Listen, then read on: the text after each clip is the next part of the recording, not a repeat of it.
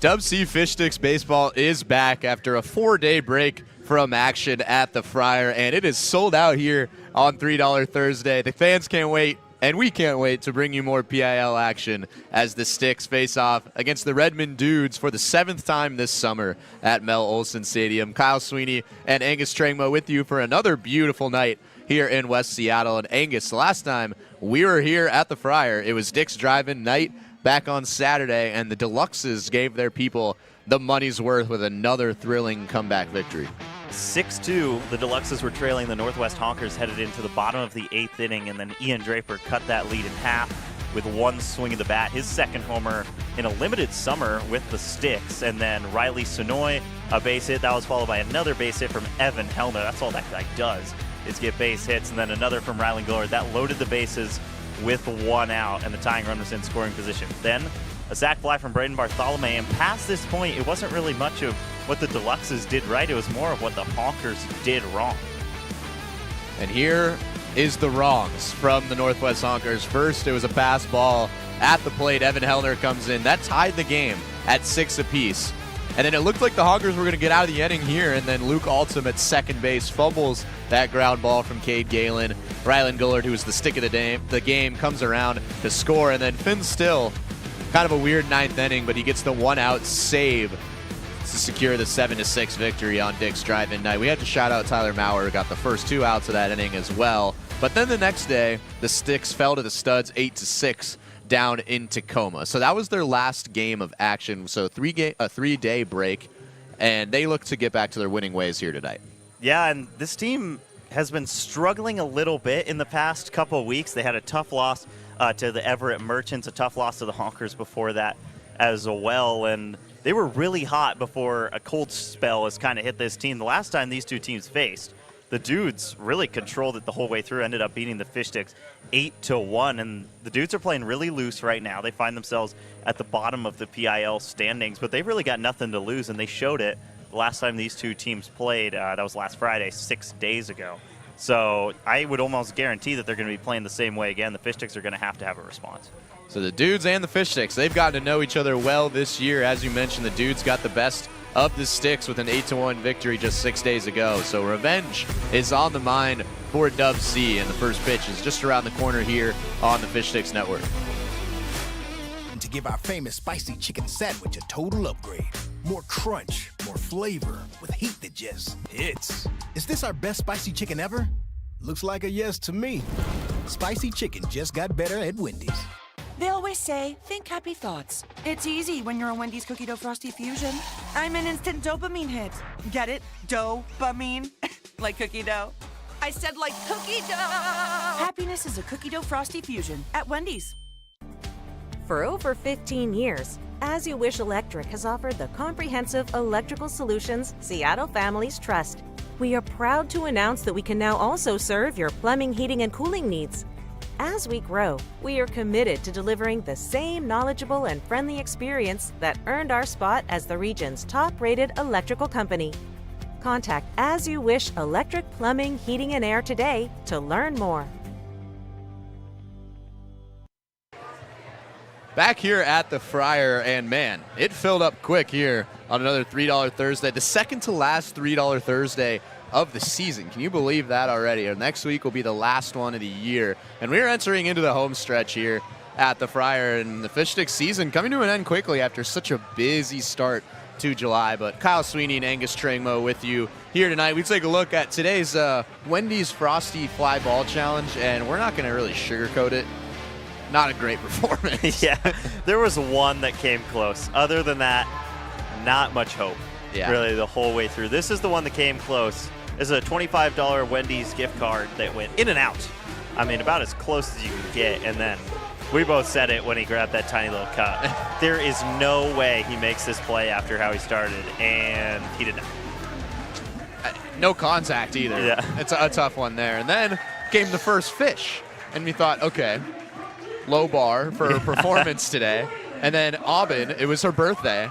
Of course, we've never done the first fish. Yeah. So we have no idea how hard or how easy it is. But Aubin, who had a great time doing it, and sure is a lovely person, this is what happened. Ooh, that's not very good. That's not a great start to performances and challenges today, but it was great nonetheless. We got the fish, the Wendy's challenge and the first fish. Well, so, they were both better than the fabled fish sticks eating contest incident of July 4th, 2026. That is true. We will always go back to that, but. Yeah, that was not a great start, but we were about a few minutes away from the national anthem. The Fish Sticks lineup is getting introduced right now, but Wesley Harwell will be taking the mound. We'll talk a little bit more about him after the national anthem, but this is a guy that got hit pretty hard against the Dudes in the last game that he pitched against them, so he'll be back out there for revenge, but we'll talk about that after the national anthem as the water taxi is bringing out Wesley Harwell, and tonight's national anthem it's a pretty big one. The official Seattle Torrent national anthem singer, Madison Stoneman, will be at home plate singing the national anthem here in just a few moments.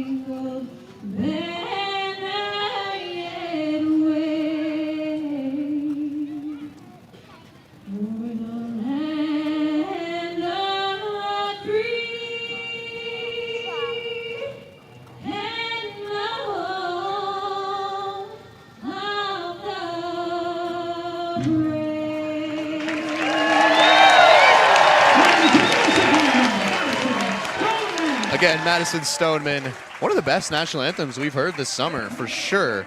But now we are just a few moments away from first pitch, and we mentioned it. Wesley Harwell, he's got the starting job here tonight, and he went less than an inning last time these two teams played against each other and didn't do too well. So, again, looking for revenge. Yeah, only went 2/3 of an inning and gave up a single hit, including a walk, and 2 runs, both of which were earned. And those 2 runs really put the final nail in the coffin in that game, and in a contest where the Redmond Dudes ended up winning 8-1 pretty decisively.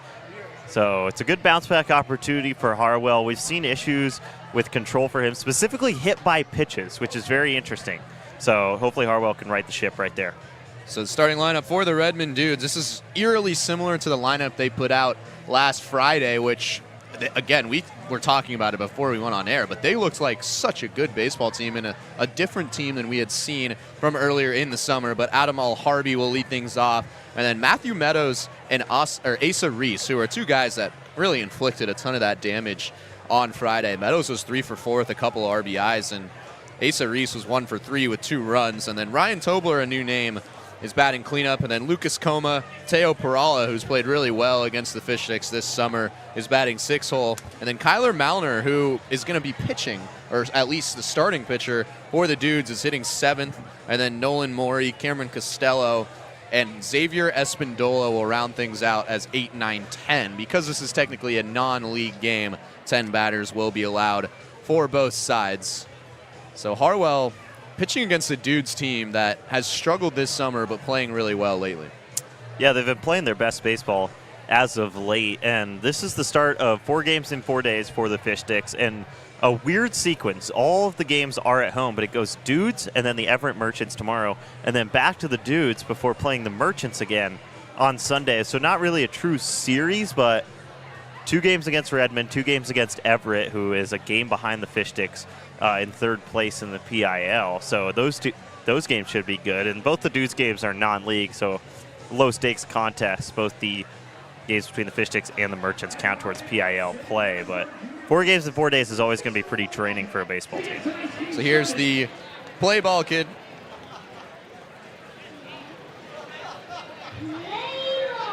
There we go. We're underway, and you mentioned Harwell's control issues.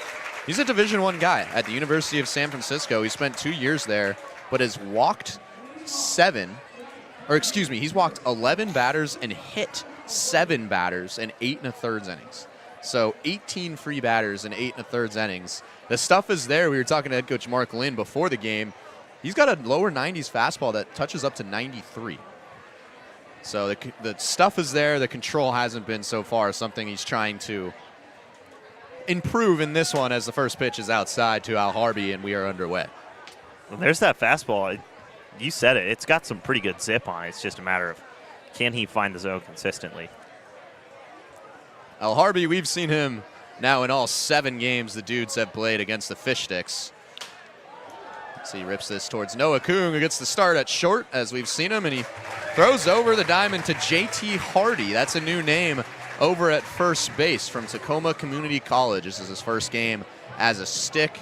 We see Braden Bartholomew a lot at first base. Bartholomew is in the lineup, but Hardy getting the start at first. Yeah, a new look for Braden Bartholomew out there today. He's playing right field for the first time this year. So I'm excited to see how he fares out there. We saw Peyton Barsotti in right field out of nowhere one time this year. We've seen a collection of different guys, Noah Benedict, Riley Sonoy, to name a few, and Braden Bartholomew out and right today. So Bartholomew and Hardy switched positions about 10 minutes before game time. There was a little bit of confusion there, but Hardy was warming up with the first base mitt.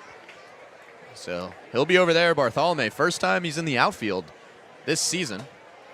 As that one is called strike 2 to Matthew Meadows, and Meadows killed the Fish Sticks back on Friday. He was 3 for 4 with 2 RBIs in that game. One of the 2 Dudes, per se, that had a 3-hit game. Marwin Yu also had 3 hits in that one. He is not in the starting lineup tonight. Good. He is such a good baseball player. Here's the 0-2. This one's popped up towards Hardy. Busy in his first inning at first, and he makes the routine play for out number 2. It's going to be really important in the start today for Harwell to get ahead in counts and keep that pitch count low, and this has been ideal to start. He's only needed 5 pitches to retire a couple talented ball players in Al Harvey and now Meadows. That'll bring up Asa Reese batting in the 3-hole. We got our first glimpse at Reese last game that these 2 teams met up. Again, it was the 6th game that these 2 teams have played each other. That was the first time we saw Reese, and he inflicted some havoc on the base paths in that game. He was 1 for 3. He reached on an error and then stole multiple bags and scored 2 runs. So a very dynamic player out there in center. He's got a ton of speed and power. And he's ahead 2-0, excuse me. This is the other side of the coin for Harwell in the sense that when he does get behind in counts, we haven't seen him really be able to bounce back too well. That's a nice bounce back right there, though. That fastball gets chased. Last time we saw Harwell in a starting role, he walked 4 and hit 4 batters. And that was against the Northwest Honkers in a game that kind of started a little bit of a tumble for this team. Before Saturday's win against the Honkers last Saturday night on Dick's Drive-In night that we highlighted in the opening, the Fish Sticks had lost 4 of their last 5 games. They're on a bit of a stumble. Yeah, and another loss on Sunday to a very talented Studs team. But with 2 games against the Merchants coming up, and the Merchants kind of hot on the Fish Sticks' tail, this will be a nice game to kind of get back into the swing of things against Redmond. And there's the first walk for Harwell. So 2 really quick outs, then falls behind Asa Reese and puts him right on base. And I would bet quite a bit that Asa Reese is going to be moving on the base pass. One of the Fish Sticks' issues during that kind of losing skid that we saw last week was they couldn't really hold base runners on. The Dudes had 4 stolen bases in that game on Friday. Reese will stay put, and that is ball 1 inside to Ryan Tobler.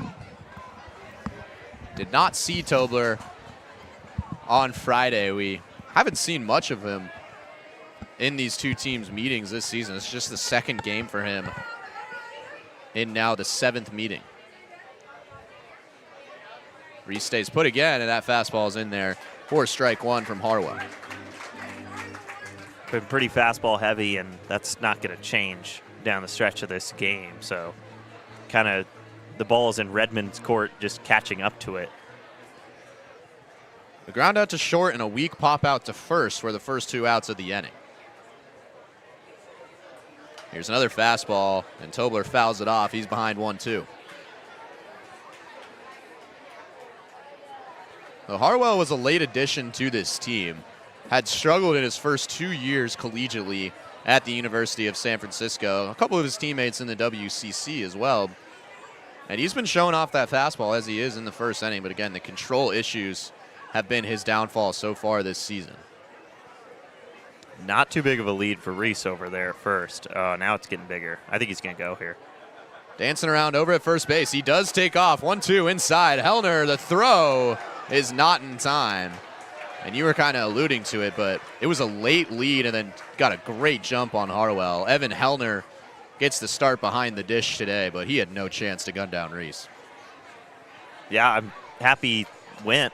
That would have been a little embarrassing if he stayed at first after I pre-fired it like that, but that's not the last time we'll see Asa Reese try and steal a base today, I think, because he's a super talented hitter at just finding ways on base, and then once he's on, it is dangerous for any team. So that's a really good jump from him, and again, that's going to become a mainstay both today and then in that Saturday game as well. So now Tobler with an early chance with the runner in scoring position here in the top of the first inning. Any ball to the outfield will likely score Reese, especially with 2 outs. 2-2 count. And that one gets past Hellner, and Reese will take an extra 90 feet. So just like that, that is exactly what we saw in the first matchup last week when we got our first glimpse at Asa Reese. Damage on the base paths, and he's over at third. Now here we go. This is how Redmond scored the bulk of their runs, is they just kind of moved the Ducks around with good base running off of walks, hit by pitches, whatever. This is what happened last week, and it was timely hitting for Redmond as well. Here's the 3-2, rung up on the corner, strike 3. Big pitch from Wesley Harwell, and after a little bit of trouble with Asa Reese, comes through the first inning unscathed. We'll see the first of the Fish Sticks lineup in the bottom of the first. For over 15 years, As You Wish Electric has offered the comprehensive electrical solutions Seattle families trust. We are proud to announce that we can now also serve your plumbing, heating, and cooling needs. As we grow, we are committed to delivering the same knowledgeable and friendly experience that earned our spot as the region's top-rated electrical company. Contact As You Wish Electric Plumbing, Heating, and Air today to learn more. Once upon a home, in a Seattle bungalow, the Huffs searched on Thumbtack to find their next pro. Now the job is all done, and the table is set. The hot dogs taste better on their fancy new deck. Start your home story on Thumbtack. Nothing in the top of the first inning for the Redmond Dudes as we take a look at today's starting lineup.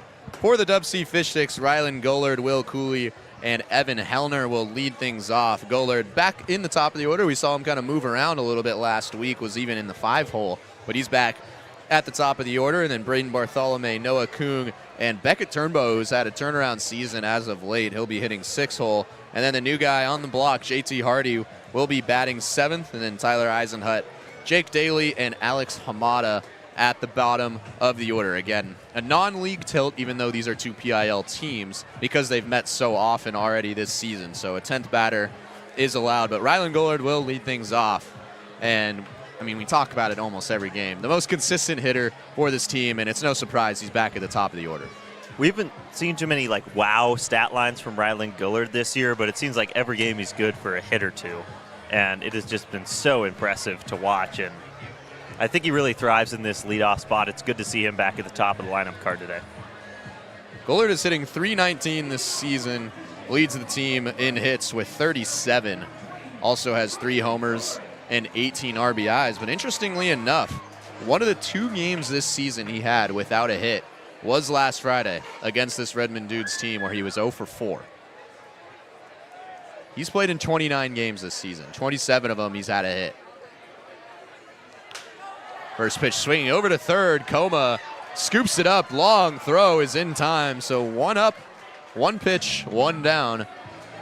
And it's Kyler Malner, who we didn't get to talk about in the opening, but he's on the mound, and he closed out the last game, and he was impressive. Yeah, first of all, that was a really smooth play from Lucas Coma, and he's kind of just a really all-around talented baseball player. We'll see him lead off the top of the second for the Dudes. But as for Malner, he went 9 up, 9 down in the final 3 innings of the Dudes' win last week, and he gets the ball today.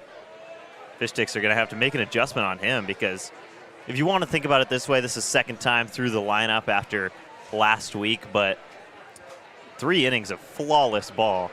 First time he pitched against the Sticks. That is ball 1 to Will Cooley, the future Zag. Another late addition to this Sticks team. He's 4 for 15 this year. He's had a hit in 4 of the 6 games. But Malner now 10 up, 10 down, combined from his last appearance against this team. That one's upstairs. It's a 2-1 count now to Will Cooley. We haven't seen too much of Cooley all summer before about last week when he started to really carve out a spot in the lineup. Big swing and a miss. Couple of oohs from the crowd on that fastball from Malner. Malner from Central Washington University. He made 8 starts last season out there in Ellensburg, a place we visited on one of our many road trips this summer. Yeah, we went to the Starbucks at Central Washington because we were tricked by the Panda Express. It's in their dining hall. A real tragedy. Yeah, and I don't think I've seen Kyle Satter all summer. Here's the payoff from Malner. This one's popped up into left field. Matthew Meadows will sit under it for out number 2. So 11 up, 11 down now for Malner combined from the last game. And, man, they just can't figure him out at the moment. Something I did notice on that fly ball, we've got an active crowd tonight. I think that's the most hubbub we've heard on a flyout this year. So this is going to be a fun crowd tonight on $3 Thursday. Was sold out hours before the game. As Evan Hellner steps to the plate, takes a look at ball 1 low. I said it in the open, but all Hellner does is get base hits. He's hitting .324 on the year, driven in 15 runs. Recently won a high school state championship at Sumner. Leads the team among qualified starters in batting average this summer, and he's an incoming freshman. Very impressive season from Evan Hellner. He was 3 for 4 against Port Angeles last week. Was 1 for 5 against the Studs in their last game on Sunday. That one just creeps in and tickles the corner for strike 1. That's such a good pitch to have right there for Kyler Malner. Behind 2-0, and he gives Hellner a pitch that's in the zone for sure, but not something he can really do damage with. Turns on this right at first base, and Teo Perala makes a great snag. Nod of approval from Evan Hellner crossing first base. 12 up, 12 down after a 1-2-3 bottom of the first now for Kyler Malner against the Fish Sticks. And boy, we might be in for a pitching treat if he keeps going like this. Yeah, what a quick first inning that was. It's, we've had 10 minutes of game time, I think, and we're already through an inning. Here we go, fishing frenzy down the first base line. And prepare for our mobile cam op Jackson to be gunning it down the line. This is the pacer test for him. You can see him smiling, biggest smile ever. He knows what's about to happen. Do you remember what you got in the pacer test? They didn't have us do it in really? Montana. No. Wow, Montana certainly lacking in the physical standards. No, they're not. No, they're not. What did you do? What did we do? I mean, it was kind of like a pacer test in disguise. They just had a bunch of like stuff, and then they do the mile or whatever. It's everyone. I did not grow up on a farm. Just to preface this, but there are so many people there that are just like, like moving hay when they're 10. Yeah. It's just like everyone's usually fine. Okay. Yeah. What? It's also, I mean, you got to think about that. You're from Colorado, so you know this as good as anyone. But the elevation, Yeah, it is. I mean, we're at sea level, obviously, and if I went back to Colorado and tried to jog 2 miles, I'd be gone. I'd be gone by 1. So yeah, it makes sense. Although, are you 5,280 feet? My hometown's not. We're 3,400, 3,500, something like that. But like we have a city that's probably 2.5-hour drive. That's a mile high. Okay. Shout out Butte, Montana, by the way. Not something I thought I would say tonight. Are we shouting out Butte, Montana? Yes, we are. Butte's great. Montana Tech football is awesome. Butte is wonderful. I'm sure. I've driven past. As Lucas Coma swings through strike 1 from Wesley Harwell. 5-6-7-2 up. It's Coma, Teo Perala, and the pitcher, Kyler Malner. Lucas Coma has been really good against the Fish Sticks all season. He was 2 for 5 last Friday in their last meeting. Made a nice play over at third base on the first batter of the inning against Ryland Gollard. This is a really large roster that the Dudes have, and we've seen a lot of turnover over the year. And as Lucas Coma laces a single into center field, he has been one of the most consistent parts of this lineup. And there's a reason he starts every day. He's in the same position most every day. And that's just because he knows what is needed of him, and he does it night in and night out, at least against the Fish Sticks. And he's got another hit today. That was a hard hit drive up the middle again. Lower 90s fastball for Harwell, and he loves that pitch. And when batters connect on that one, especially in a wood bat lead, you can hear a pop. That was one of the loudest pops we've heard this summer, and he's on first base. That'll bring up Teo Perala.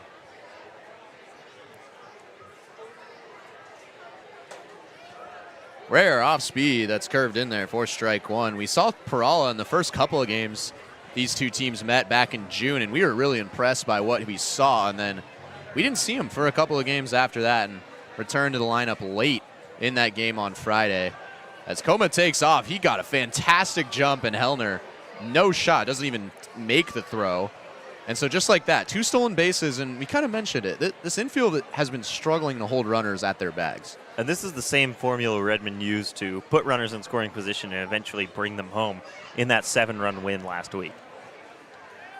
So Coma quickly at second base with nobody gone.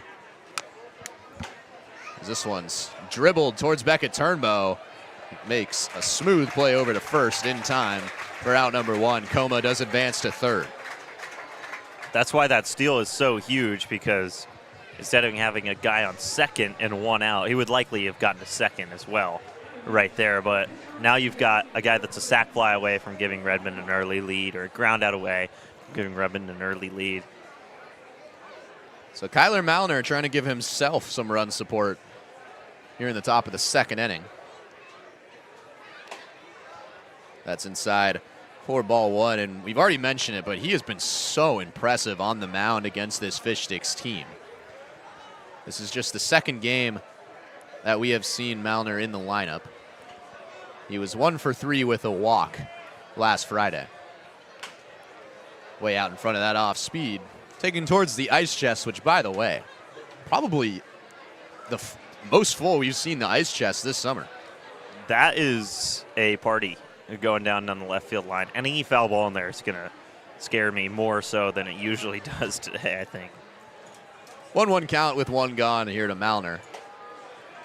Thought about it, just creeps into the corner for strike 2. That's so good, and that's that fastball that Harwell throws so often. So when he's able to locate it like that, it's close to unhittable just because of how fast it's moving.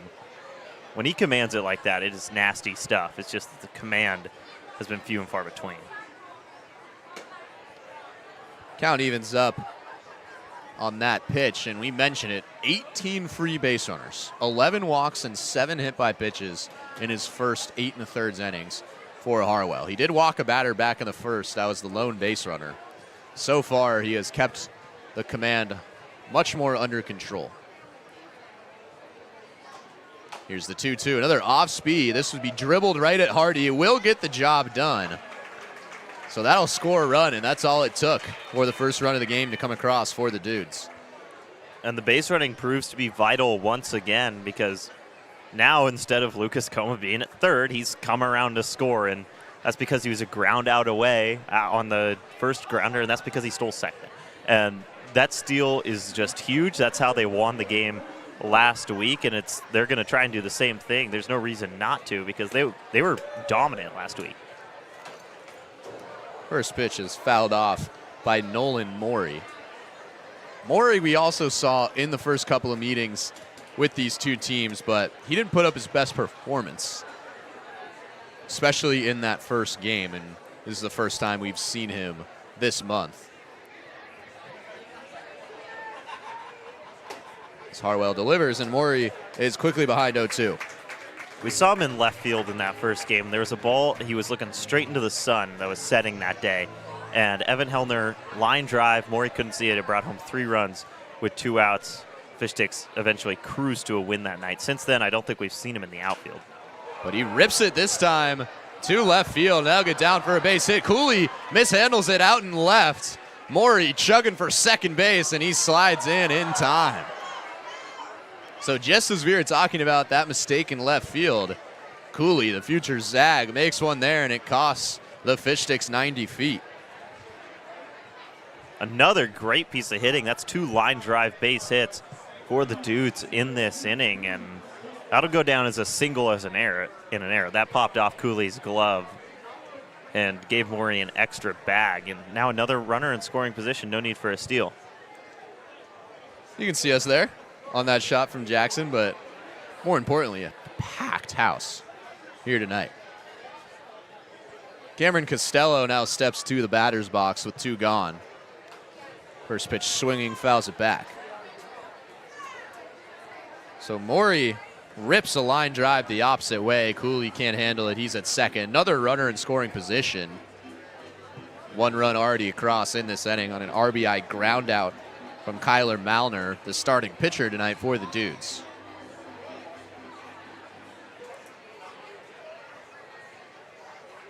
Harwell taking a look at Morey. Delivers to Costello, who's way behind for strike 2. It's going to be really tough to catch up to all night if you're Redmond, but when they have caught up to it, it has turned into really hard contact and a couple base hits. Can't really see, but look at all those heads over there in the ice chest. Crispy's hanging out over there as well. He is. Harwell ahead 0-2. Costello is able to stay alive. Saw Costello in the second game that these two teams met. Struggled a little bit in that one. First time we've seen him in the lineup since. These teams met in a 4-game series in late June for the first time this summer. And this one's also ripped to center field. Gollard sliding in, and he makes the grab. Rylan Gollard saves a run on another nice piece of hitting from the Dudes. But they plate 1 in the top half of the second and take the 1-0 lead going in to the bottom of the second inning. You ever wonder how Crispy gets to the Friar for games? He uses King County Metro's Rapid Ride H-Line.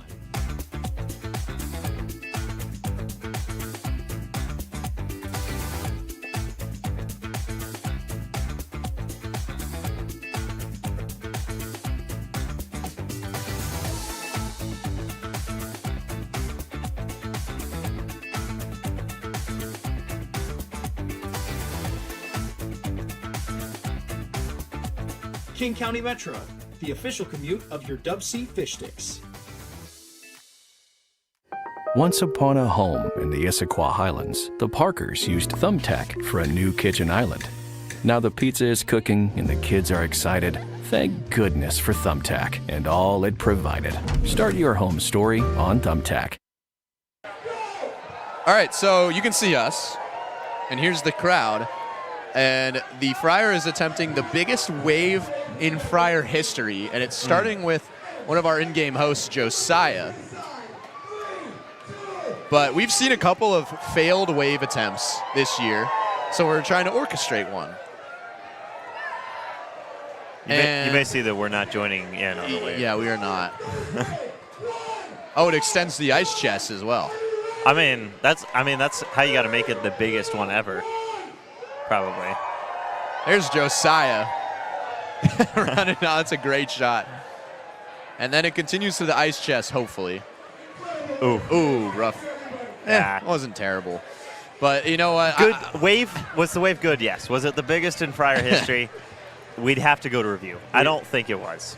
I think Baseball Savant has that one in their wavelength. Yeah, the wavelength, if you will. Yes. The wavelength record I'm holder. a great dad. I don't think they do. I'll be honest. Okay. I'm not sure Baseball Reference. Yeah. Gives themselves. I'm not sure they focus on that kind of thing. Okay. Just to get it out there, I still think waves are stupid. We talked about that. I didn't want to mention it, but now it's out there. As Malner fires strike one to Braden Bartholomew. I think that is not a good take, but that is your take, I guess. As Bartholomew rips this towards the right side. That'll get through for a base hit. He's going to take a big round around first base and slip in the turf before heading back. That is the first base runner that Kyler Malner has given up now through 4 innings, and it's Braden Bartholomew who stays hot. He was 2 for 4 with an RBI against the Studs on Sunday, and he's at first base quickly here in the bottom of the second. I mean, good thing he wasn't going to try and extend that to a double because he just blew a tire coming around first and had to come back to first anyway. So that's a great leadoff runner to have for the Sticks to try and respond to the 1 run the Dudes put up on an RBI by the pitcher Malner. Noah Kung squared away to bunt and holds back for ball 1. Kung has hit really well against the Dudes this season. He's hitting .385 in 6 games against this team. After a slow start to the summer, has really shaked things off and come back to be one of the most consistent hitters on this team. He's hitting .288 on the year. He's hit a little bit of a mini slump in the last about half week or so, but he was up towards .350 for a good time there. And he has taken over the shortstop position. Bartholomew took off on that pitch. That's fouled back. Fish Sticks tried for a hit and run right there. It wasn't quite effective, but Kung has driven in 9 runs this year, and 4 of those came against West Coast League competition. That was when that really hot stretch was that first West Coast League road trip against the Yakima Valley Pippins, where he was stick of the game down there in Yakima in a 10-5 win, and then 2 games in Wenatchee against the Apple Sox. And I think that kind of just speaks to he wasn't really scared of those 2 teams. He came out and performed, and he's been a consistent hitter all year as well. Obviously, we talk about the model consistency being Rylan Gillard, and he's been so good at that. But Kung has been almost stride for stride. Shows bunt again. That one's way up in the zone for ball 3. Again, it ends Brandeis University in Boston. It's over 3,000 miles away from Seattle. We had a lengthy talk about Brandeis University. That's where the creator of Friends went. And it's home to, I believe, less than 5,000 people. Another hit and run scenario. Bartholomew was taken off, so he's got momentum. He'll go to third, and Noah Kung, nice looking single, and first and third with nobody gone.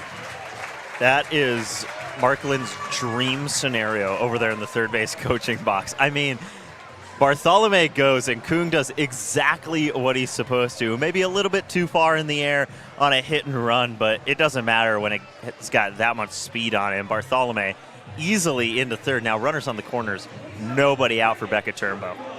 So after retiring the first 12 batters he saw going back to Friday's game against the Sticks, Malner has now given up 2 straight singles in this inning. Beckett Turnbow takes a big hack and swings through strike 1. You said it earlier, but Turnbow has turned around his season mightily in recent games. Average up to 267, had a homer in that Honkers comeback. Really got the party started. Have seen him bunt a couple of times, almost drills a fan in the head before the net saved him. You see, that guy probably loves the wave. That's my take. That is not supposed to be a shot because I also love the wave. So I am offended by that. That guy is minding his own business. I bet he loves the wave. I bet 99% of people in this stadium love the wave. Yeah, they probably do, man. That one gets past Maury. Noah Kuhn will take second. Bartholomew will hold up at third. So now second and third with nobody out for Beckett Turnbow. As you said, has really turned things around. Had that home run against the Honkers last weekend. Also has a triple this year. But he was 0 for his first 9, 2 for his first 17, and then really exploded onto the scene once July rolled around. Another 0-2. That gets past Nolan Maury again, but the short backstop pays dividends for the Dudes for the second straight pitch. Got to think Braden Bartholomew is getting a little antsy over at third. Probably in any other backstop the Fish Sticks have played on this year, a run's probably scoring on at least one of those 2 pitches. Was 0-2, now it's 2-2 for Beckett Turnbow. Malner from the windup. Another one in the turf. This time, Maury keeps it in front of him. It's good cover by Maury and a good bounce back from him after a pass ball followed by a pitch he didn't really have a chance at. That's a tough one to read. Bounced before the front line of the batter's box, and Maury was all over it. Turnbow's going to call time. Something maybe wrong with his helmet. Probably also just thrown off the timing of Malner, especially after 3 straight balls. So we mentioned the Honkers game in the opening and that crazy comeback on Dick's Drive-In night. Turnbow, we didn't show his home run in the 6th inning. 2 innings before that, all that action. And he battles back from behind 0-2 to force a walk, and the bases are loaded for the first at-bat of the summer for JT Hardy. Yeah, what a spot to come into. Your first plate appearance with the Fish Sticks all summer, and now Kyler Malner will have a chat on the pitcher's mound. And what a weird change for Kyler Malner. He goes 12 up, 12 down over the past 2 games against the Fish Sticks that he's pitched in, and now right here in the second. 2 base hits followed by a walk, bases loaded, nobody out. JT Hardy, and then followed by Tyler Eisenhut, who thrives in these positions with runners in scoring position. So Hardy, a teammate with Von Lowe at Tacoma Community College this past year. He was just 1 for 10 in 4 games. He saw a really limited run last year. Again, getting the start at first base, where he was busy in that first inning. But a graduate of Queen Creek High School, Bainbridge Island guy. Really beautiful part of the city is Bainbridge Island. Queen Creek High School down in the Phoenix area, Queen Creek, Arizona. So look at that. Love all the Phoenix schools. And Hardy takes a look at ball 1. So was added to this team just yesterday. In the starting lineup today. Just 2 weeks left, less than 2 weeks left in the regular season for the Fish Sticks. And Hardy with a big opportunity early in this one, as he'll send an insurance ball out to the parking lot. Obviously that was going to be in the zone, but 5 straight balls from Malner. You almost think maybe Hardy was waiting for a pitch right down the middle, anything else he wasn't swinging at.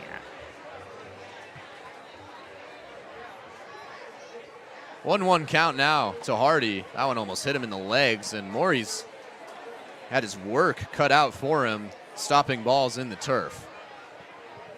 It's a 2-1 count now to Hardy. No more free bags open, bases loaded, and nobody out for the Fish Sticks.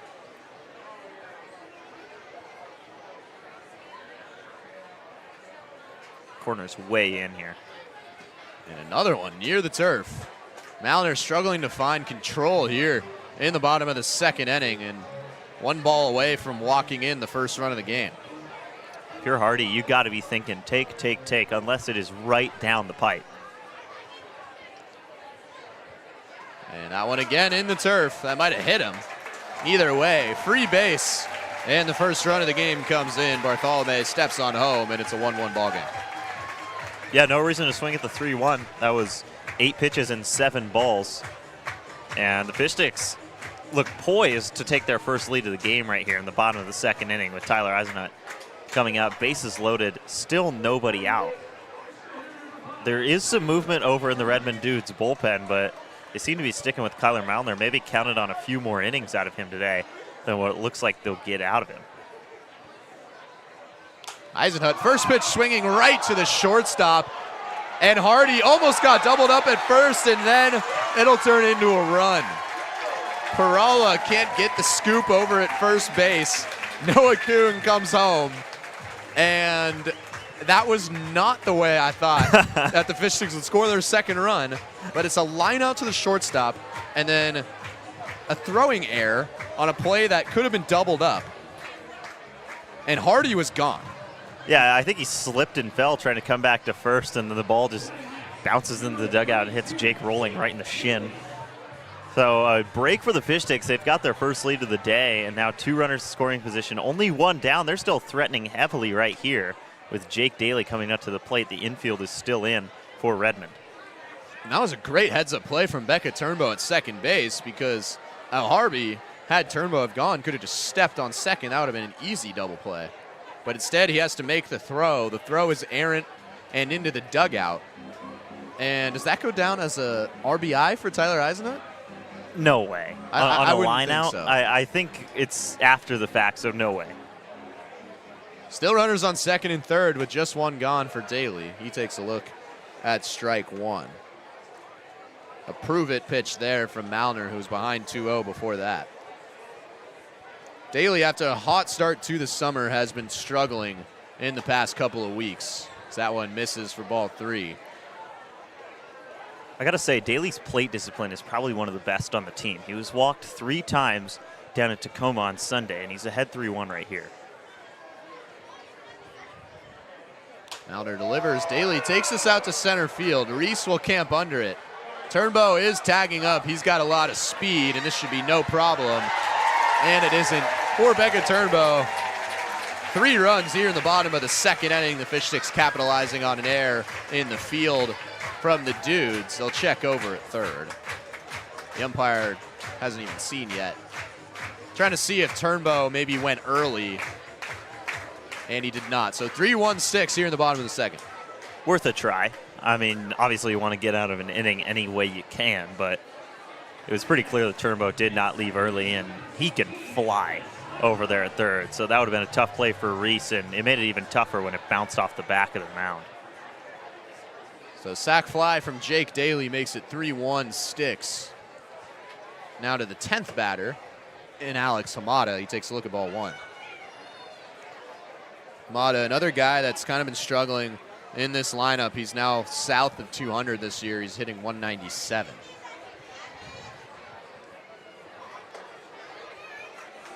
And he's ahead 2-0. Hamada was the last one up in that game in Tacoma on Sunday. The Sticks were trying to make another furious comeback. It was 8-6 in the top of the 9th inning with trouble brewing on the base pass, and Hamada would eventually be retired. 2-0, breaking ball just catches a piece of the outside corner for strike 1.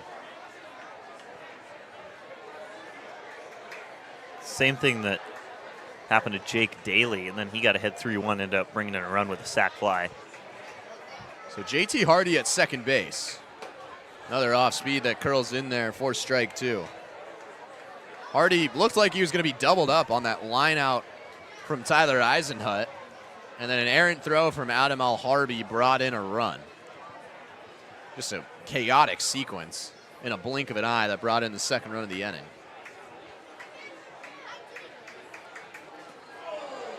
I think Hamada just got a piece.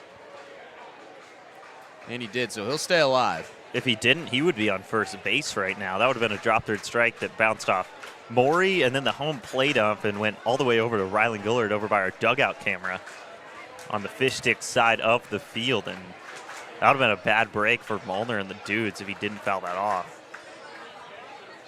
2-2 count with 2 gone here in the second. That one gets past Nolan Maury. Hardy's taken off, and he's safe. I think a good throw would have gotten Hardy on the base pads, but he slides into third. That's a tough one right there for Hardy because it goes to the backstop, and obviously Habit especially when you're going from second to third, is you got to go on that. Morey had no chance of getting that pitch, but a candy hop right back to Nolan Morey, and Hardy barely slides in time. Here's the 3-2, and that one is low for ball 4. So Hamada will take his base. Nolan Morey has, again, had his work cut out for him. So many balls in the turf this inning. And first and third again, this time with 2 gone, and back to the top of the lineup with Rylan Gollard. And Malner, he struggled with control here in the second inning.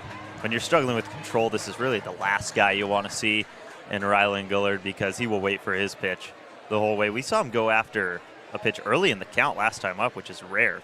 That time he leaves it be. It was the first pitch of the game from Malner. He grounded it pretty hard over to third. Lucas Coma made a great play and a long throw to get the speedy Gollard over at first. 1-0 way outside for ball 2. And we've seen Gollard a majority of the season at the top of the lineup. I think head coach Mark Lynn wanted to maybe move him around. We saw him at the 3-hole position and then batting 5th even last week to try to get his RBI numbers up. Get him on with runners on. This one's taken towards Al Harvey. Al Harvey's just going to flip it over to second base and get the lead runner. And he does. Unlucky break for Rylan Gollard, but 3 runs come across in the bottom of the second inning. And the Sticks will now take a 3-1 lead as we go to the concessions race going on in left field. And boy, it is a full concessions race today. We have got every competitor under the sun over there. Usually what we've noticed is that there's 2 that get out to a big lead and then 1 or 2 that are really straggling. I've got a good feeling about popcorn today. All right, I'm going to say Mustard. Okay. I think Mustard's the guy to beat. Well, we've got Mark Lynn on the line as the concessions race is ready to go. Mark, can you hear us? I believe we're still trying to figure out Coach Lynn's microphone, and man, that was a blowout. Yeah, that wasn't even close. Ketchup had him all the way. Oh, there he is. Coach, we appreciate your time here as we enter into the top of the third inning. And just first question, we haven't really had the chance to talk to you at all this season. Can you just kind of give a quick background about yourself and your coaching career? Yeah, absolutely. I was real young when I started. Luckily, somebody gave me a chance. I was in Potlatch, Idaho. I was going to school at the University of Idaho, and they offered me a job to coach baseball. And believe it or not, I turned it down because I wasn't a teacher yet getting my degree. And so I told them, hey, I can't accept it. And they said, why? And they're like, I'm not a teacher. And because all my teachers in California were coaches. So they said, no, it's a separate contract. We'll take care of you. And I said, okay, yeah, absolutely. So started there in Idaho and then went to, got a call to come to Washington about 2001. I was at Sultan High School. And then from Sultan, I went to Interlake High School. And each stop, we were lucky enough to make a state appearance, the first state appearance team in school's history. Right on. And then North Creek opened up 2018, and I interviewed for that in 2019 and took that program over. And 24 and 25, we went to back-to-back state tournaments and went to the Final Four in 24. And Coach Kribbe called me in 24, I guess, 24.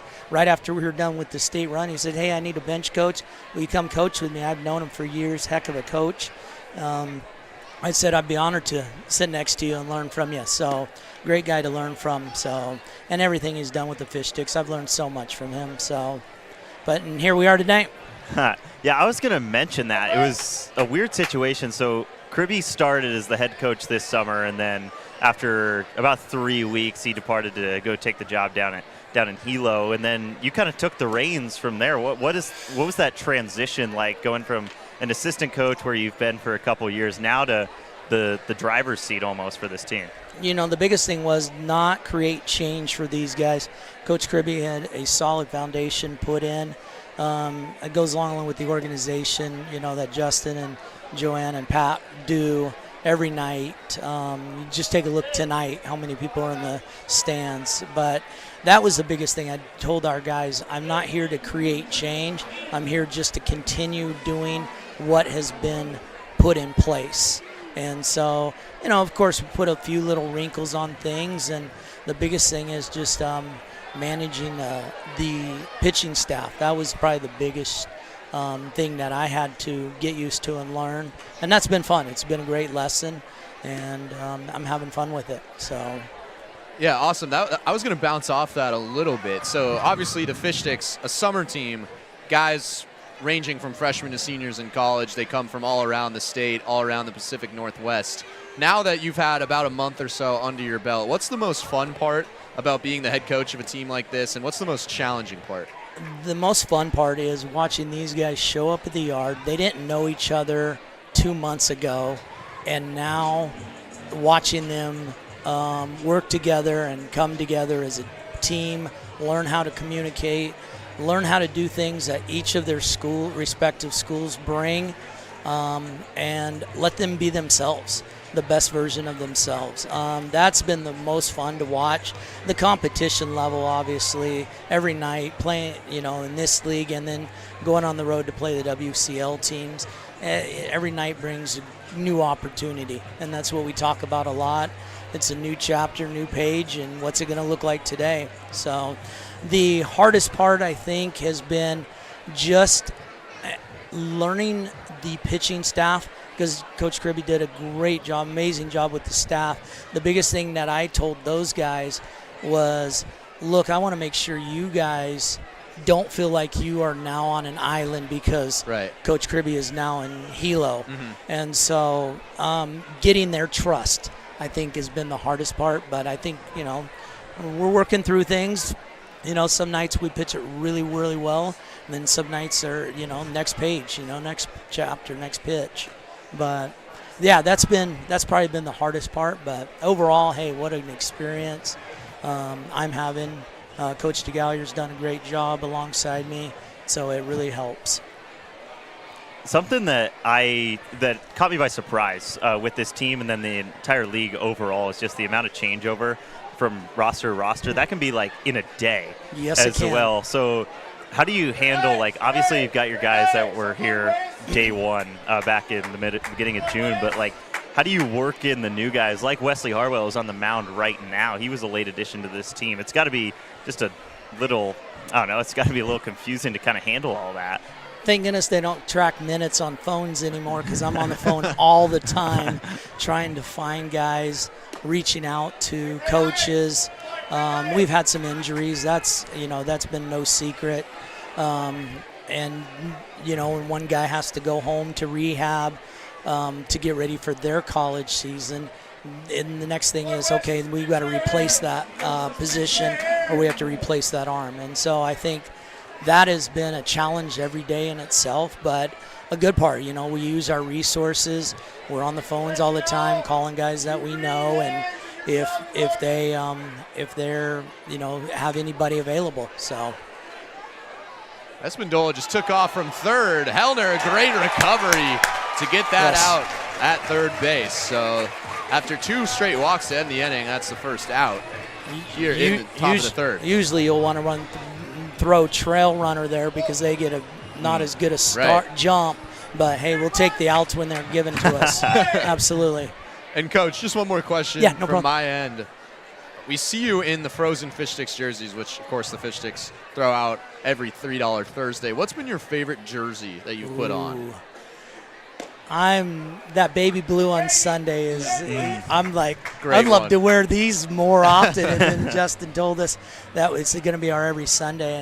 And, how many on Sundays, how many we see in the crowds, and even on non-Sunday days, how many those jerseys. Those definitely fan favorite. I know our guys like to wear them. But yeah, I would definitely say that. I would agree with you there, as that one airmails first.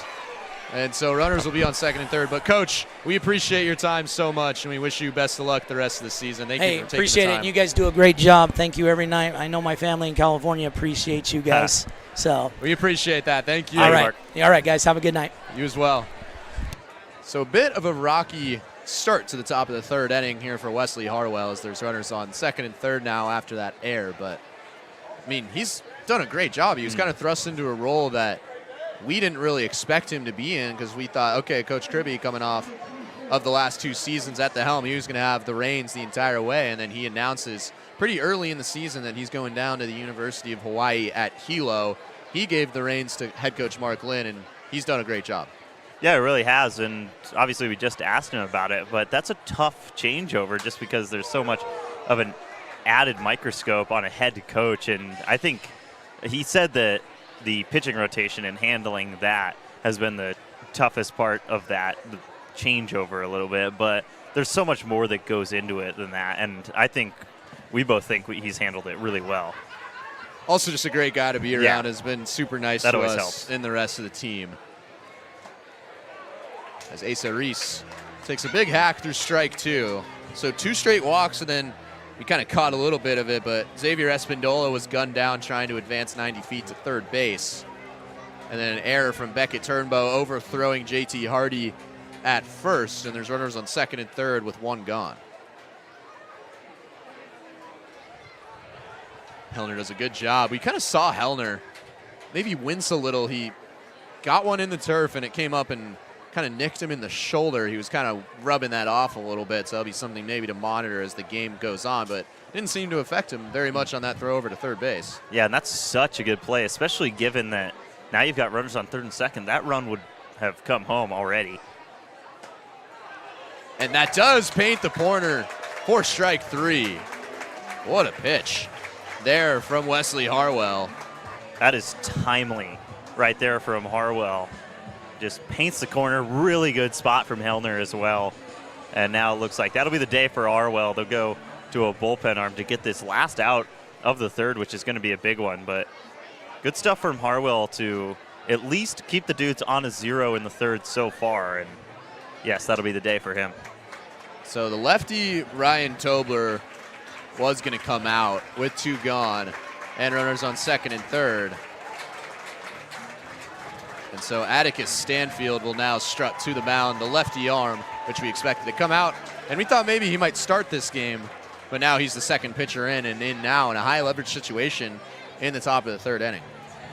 Yeah, this is a really big spot to come into, especially in the third inning, kind of just an awkward one as a reliever. But Stanfield, I think, has impressed the both of us this year on the mound in limited time. He was a newer addition to this team, but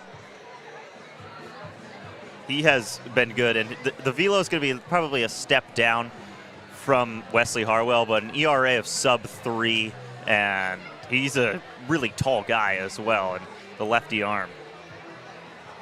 Another late addition, like you said, so kind of limited innings so far this season for Atticus Stanfield. 9 1/3 on the year. This will be his 5th appearance of the season out of the pen, but you said sub-3 ERA. He's at a 2.89 right now, has 8 strikeouts but 8 walks in those 9 1/3 innings. So coming in probably the toughest situation he's seen this summer, albeit it is early in the game, but second and third with 2 gone, and the Sticks trying to protect a little bit of a lead. And we've got a new one coming for you for the Fish Sticks. The DubSea Fish Sticks Youth Baseball Camp is coming to Mel Olson Stadium July 28th through the 30th. Players aged 6 through 13 will receive 3 days of hands-on instruction from former Fish Sticks head coach Elliot Kribbe, who we were just talking about. He'll come back to West Seattle. Current Fish Sticks players and assistant coaches will join as well. Campers will work on hitting, fielding, throwing, base running, baseball IQ, and more while training right here at the Friar. The camp will run from 9 a.m. to 2 p.m. each day and cost $250 per camper. Registration also includes an exclusive camp t-shirt and 2 tickets to a Fish Sticks game. Space is limited, so reserve your spot today at gofishsticks.com/baseball camps. Crush that ad read, Kyle. Oh, thank you. You know, I actually did have to do a few at Gonzaga. Really? Back in the day, which was last semester. Man, those ESPN Plus scalpers have you doing ad reads? Oh, yeah. As Stanfield's first pitch is in there for strike 1 on the outside corner to Ryan Tobler. But hey, ESPN Plus, we have praised ESPN Plus, and it's a great time for me to shout out Stephen Carr at Gonzaga. Nice. Great guy. But yeah, you're a big ESPN Plus Gets guy. me through the winter. The 0-1 is outside.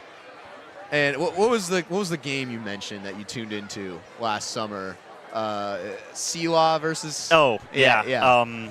I was in my dorm room, and I was just like, well, I've got nothing better to do. So it was like a Tuesday night. I'm in my dorm room watching Nichols State play Selah, Southeastern Louisiana. That is riveting. Off speed, taking to first base, and JT Hardy will step on the bag. So Atticus Stanfield gets the job done and protects the Fish Sticks lead. No one across in the top of the third inning. The Sticks with a 3-1 lead going to the bottom half of the third. For over 15 years, As You Wish Electric has offered the comprehensive electrical solutions Seattle families trust. We are proud to announce that we can now also serve your plumbing, heating, and cooling needs. As we grow, we are committed to delivering the same knowledgeable and friendly experience that earned our spot as the region's top-rated electrical company. Contact As You Wish Electric Plumbing, Heating, and Air today to learn more. 3-1 here entering the bottom of the third inning at a packed house inside the Friar for the second to last $3 Thursday of the season. Kyle Sweeney and Angus Trengmo with you as we have been all season long. And Angus, kind of a weird first 3 innings. I feel like we say that a lot in Fish Sticks games, but there's a look at the crowd. But really good job by the Fish Sticks pitching staff to not allow a run there in the top of the third. We've seen some weird ways to bring home runs in this game, I think. We saw an RBI ground out that looked like it was going to go foul the whole way and just somehow stayed fair over towards JT Hardy at first base. That's what brought home the run for the Redmond Dudes. And then in that second inning, it got even weirder. So an RBI walk, followed by a line out, and then a throwing error that went into the Fish Sticks dugout that brought home a run, and then a sac fly as well. So we're yet to see a RBI hit from either of these squads, and it's 3-1 in the bottom of the third inning as Wade Treloggan's going to come into this game for the Redmond Dudes. Treloggan, one of the more potent bullpen arms in this Dudes bullpen, I think, and we've seen him quite a bit out of the pen for Redmond this summer. And here's something else that we haven't said about Wade Treloggan. We still have, I believe, 4 spots available on our first-team all-name lineup. Atticus Stanfield was the only one from the Fish Sticks. We did add a name as of late. But Romanik Kebon. Yes, from Romanik the Bellingham Kebon. Bells. Yes. Did you know also, my brother went to another game. There's a Justin Tucker on the Bellingham Bells. So, yeah, we didn't go to that one. That one maybe, yeah, we probably would have avoided. Keep him but off. Yeah, you know. There's Is that a look. Cole? Hi, Cole. That's Cole Nupfer. I don't know if you can hear us out there because they've got the broadcast running on those TVs. Oh, they do? Yeah, but Cole, there he is. He definitely knows. Cole. Let's go. There he is, starting pitcher, so not pitching in this one. The life of a PO. Yeah. Pitchers are athletes too, right? That's what I said earlier this summer. I don't know if that's a phrase, but pitchers are athletes. And most of the time they actually aren't because they're in hot dog lines in the middle of games. So Treloggan against Will Cooley to start things off. That one is in for strike one. But Treloggan could be maybe mentioned. It's in the first team all name. Now that you say it, I know. I think you've got a case there. Yeah, it's a Treloggan is a great one, and I think Wade flows nicely. Yeah, it does. I'm kind of in. Yeah, I think Wade I'm in Treloggan. too. Do we have a majority here? Yeah, I think we do. Look at the merch shop. This is quite the adventure. Yeah, that is the merchandise that is sold. Not for taking a look. Some great advertising from Cole Nupfer as well. But Wade Treloggan, I think, is a first-team All-Namer as he strikes out Will Cooley right there. Have we agreed? I believe so, and that's a great way. I think he's trying to prove it there. That was a 3-pitch strikeout of Cooley, and welcome to the club, Wade Treloggan. Yeah. Cole Nupfer, not a part of the first-team All-Name club, but is he waiting for his food out there? What's going on? I think so. I mean, there is some great merchandise. Yeah, he's taking a look. And there's a baseball. I actually bought one of those. Nice. Great baseball. Evan Hellner way out in front for strike one. So it's 2-3-4 due up. Hellner and then Bartholomew will back up Will Cooley. Another huge hack from Evan Hellner. Swings through it. So 5 pitches, 5 strikes. here for Wade Trelogin. He must have been extremely compelled to be on our new first team all-name list. What is that, 6 now? That's 6 now. Okay, yeah. Let's go through the names. We'll rattle them off here. That one is left behind by Hellner. So Cash Aguilar. Yep. First game of the season. Yeah, Diverson Villalobos, who is still our MVP. leadoff hitter, MVP, starting pitcher, whatever. Diverson Villalobos is the best name we've seen from anyone this year. And then Atticus Stanfield, Romanick Kebon, now Wade Trelogin. There's one that I always forget. This one's popped up towards the ice chest, and they just missed out on a souvenir. It went long. So you have Cash Aguilar, we have Diverson Villalobos. There's a goal number at Hot Dogs. What is he doing? We can't hear him. He's trying to talk. We have Atticus Stanfield, Romanick Kebon, Wade Trelogin, and there is one more. There's another one. We've seen him multiple times. He's in the PIL, surely. Boy. Let's go through the names. Are we here. losing it? So we've got the Honkers, the Dudes, the Blackfins, the Studs. Hellner, nice one. He'll leave that one be. The count will even up. And it's not a guy from the Merchants. It's not. Because this was before the Everett Merchants. We got Aguilar, we got Villalobos, we have Stanfield, Trelogin, and Kebon. We are definitely missing someone. We are. There's 6 for sure. This one's hit well into right field. And one hops the wall. Evan Hellner's going to have himself extra bases. Good throw from right field, but not in time by Ryan Tobler. And Evan Hellner fends off the count and rips one into right field. And he's on second base with one gone. That's such a good bounce back right there from Hellner, especially after Trelogin starts the inning with 5 straight strikes, including 2 of them to Evan Hellner. And that is a hot shot down the right field line. And like you said, a really good throw from Tobler out there in right field. It almost got him at second base. It looked like a stand-up double, but he's in there safely, and the Fish Sticks are threatening again. And the last name we have, thank you, Kyle Sweeney's father. Christopher Sweeney, the GOAT. Indy Anderson. He's on the Redmond Dudes. He's on this team. How did we forget that? I don't know. Dad, thank you. Cole, and what I love are you doing? What is he doing out there? Again, love you, Dad. Indy Anderson, non-negotiable. Also a huge fan of the Indiana Jones movies is my dad. That might be a big reason for that one. But Indy, I mean, that's a great name. Yeah, well, Indy Anderson, Indiana. Yeah. It just sounds right. Oh, wow, yeah. I didn't even catch that. Okay. The Andersons did a great job there. That was phenomenal. That might be our first second name. best one, and we forgot about it. Yeah. And he's on the Dudes. They're like, yeah, he's in the PIL. He's on this team. Yeah, he's probably in the dugout. Yeah. We've actually seen Indy Anderson in all the games now, except for this one. Yeah, it's funny that we bring him up because he's been good in recent games against the Fish Sticks. He has been. Not in the lineup today. Bartholomew fouls that off, so count will even up at 2 apiece. Oh, Upfors now. Now we're going into the ice chest. You're not allowed there, Cole. You are an incoming freshman. You are not of age. I don't know if Cole Nupfer has any relatives here, but that sure looked like a nice bear hug. Bartholomew into left field, and he continues a really hot streak. Hellner is going to hold up over at third base. Bartholomew, good heads-up base running, and he gets to second. Man, Braden Bartholomew, now he's 2 for 2. He was 2 for 4 last game. He is heating up here at the end of the season. There's runners on second and third. Yeah, what a smart play from him right there, too. Obviously, Hellner, it looked like he might go home and then holds up at third. Obviously, the throw is going to come into third or home plate in any situation right there, and Bartholomew can run. So he takes the hard turn, reads the throw. It wasn't a great throw from out there in left, and Bartholomew slides in on the right side of the bag. Now we've got Noah Kung up, runners on second and third with 1 outing. Kung is the right guy to have up right now. Kung ripped a single to right field his first time up. Kind of broke a mini slump for him over the last week or so, but now that was exactly what we had seen from Noah Kung all of July.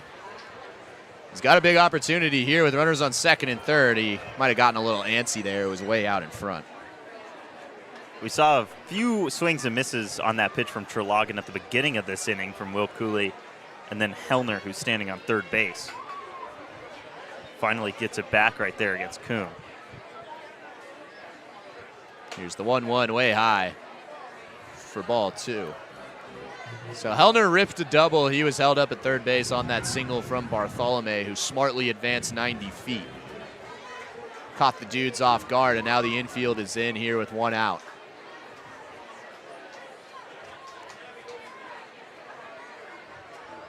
As Treloggen delivers again high for ball 3.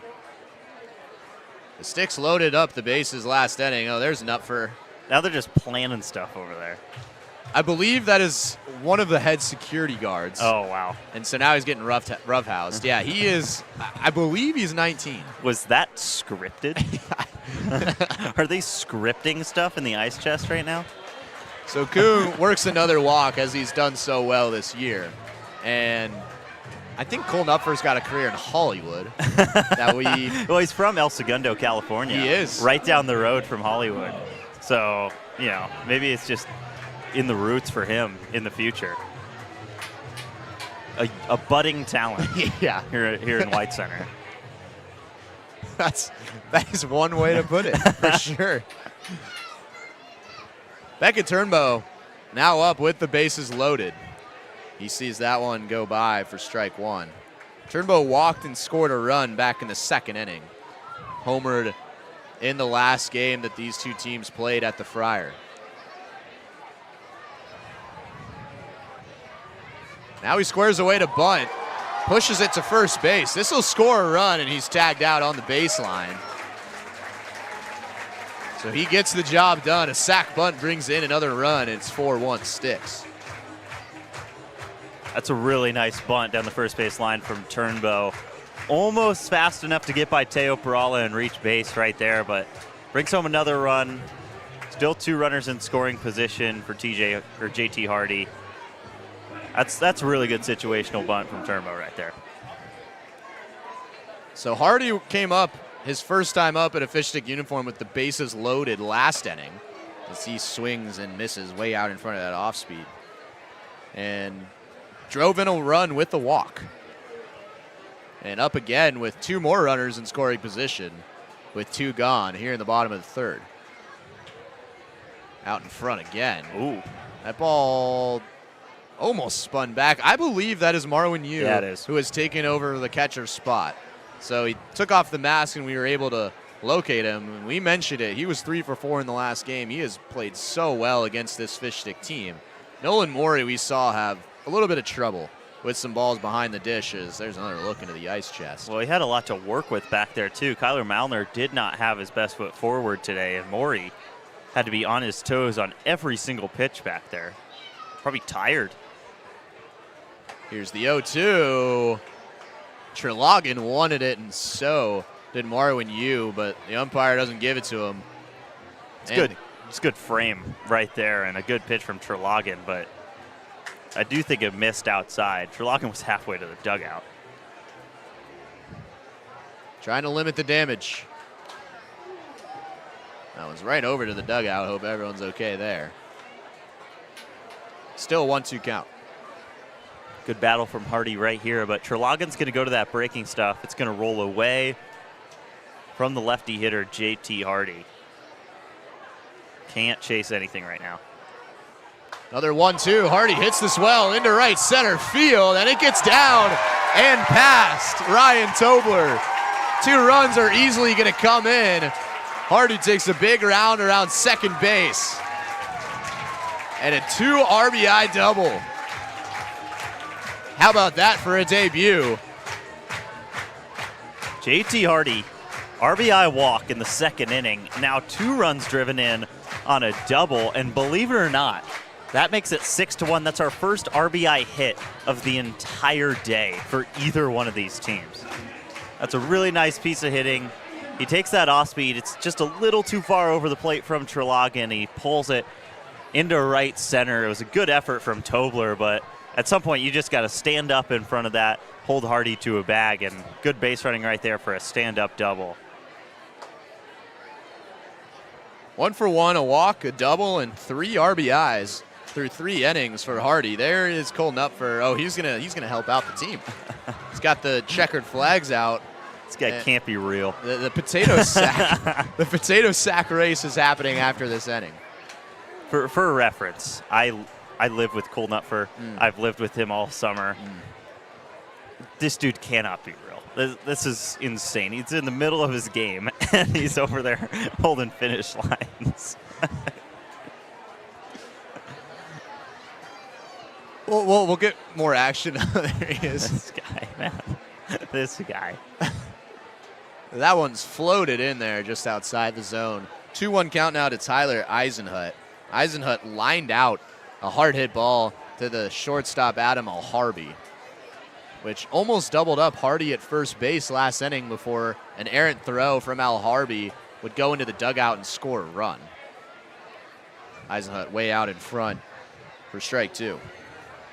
And how about this inning for Trelawney? He starts out with a 3-pitch strikeout to Cooley, then ahead 0-2 on Hellner. 5 pitches, 5 strikes for Trelawney, and since then it's been all sticks. They've got 3 more runs here in the third.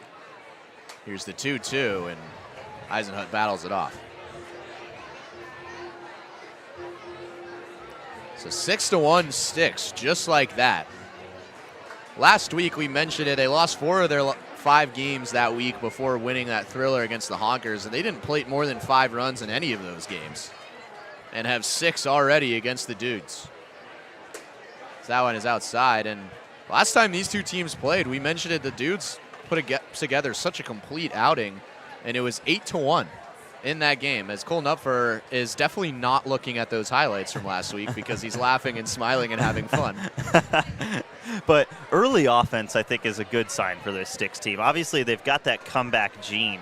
They've shown it off so many times this summer, but early offense hasn't been a constant for the Fish Sticks, and the fact that they're able to get out of the gates hot like they have today is a really good sign for this team in the final couple weeks of the season. So Tyler Eisenhut walks again. He has a .379 on base percentage coming into this game. That's his 9th walk of the summer. That's near the tops for the team. So now Wade Trelawney is going to get a talking to, and Nupfer is going to have to wait to hold that checkered flag for the end of the third potato sack race. Daly, a sack fly his first time up, so he's driven in a run today. And you said it earlier, but he had a really good start to this summer, and he's a D1 baseball player. So he is dangerous at all times at the plate, and he's also a really disciplined hitter. He'll get his pitch. I just don't think he's been squaring up his pitch really well in recent games. Did walk 3 times on Sunday against the Studs. Again, trying to battle back and find his rhythm after living above 300 to start out the summer. First pitch swinging, that's grounded foul. Daly entered this game just 176 from the dish. One of the 3 catchers that the Fish Sticks have rotated throughout the summer. It's him, Evan Hellner, who's got the start tonight and just ripped a double and scored a run. And Peyton Barsotti, the St. Mary's product. Boo.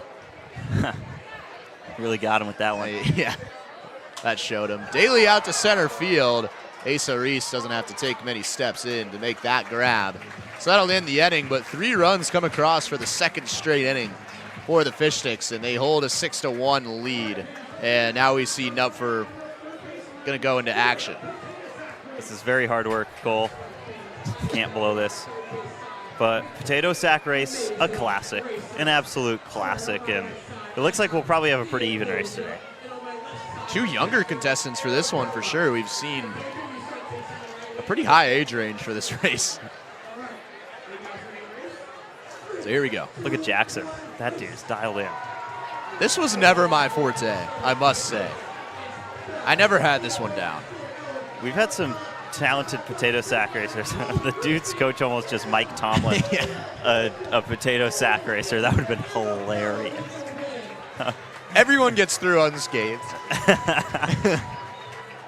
And Cole's going over to talk to Turnbow. Now he's on the field. Nice. The 10th fielder for the Sticks. 10 hitters, why not 10 fielders? Wow, did a great job with that, Cole. Atta kid. Putting on for all the POs out there. Your life can be so much fun. I promise you. Just get really good at pitching. Yeah. Just pitch well, and maybe you won't face discipline for heading into the ice chest at the ripe age of 19 years old. He's 18. He's not, 18. Not even okay. 19. Not Yeah. even 19 yet. So, yeah, you're good over there at the ice chest. It is $3 Thursday too. Can be a little tempting. I am of age. Yeah, good for you, man. Yeah. Is that a good or a bad thing? I'm getting up there now. I feel like 22 years old is a little old. Someone needs a job. Oh. We don't mention that word around here. Lucas Coma, first pitch, fouls it off. Line drive base hit for Coma, first time up, and this is one of the best hitters in the Dudes lineup, night in and night out. So expect a good AB from Lucas Coma right here, and he's had some good contact basically every time he comes up. Cole Nupfer couldn't motivate me to put peanut butter on a sandwich, much less motivate any part of the Fish Sticks crowd. That's not very nice, Kyle.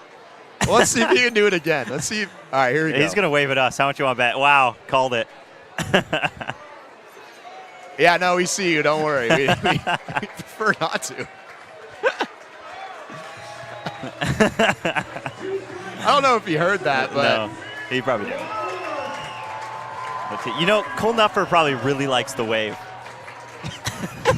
Again, that is not a shot. The wave is such a staple of baseball culture, and I will stand by that. Coma might have his second hit of the game here. Noah Kuhn, tough throw.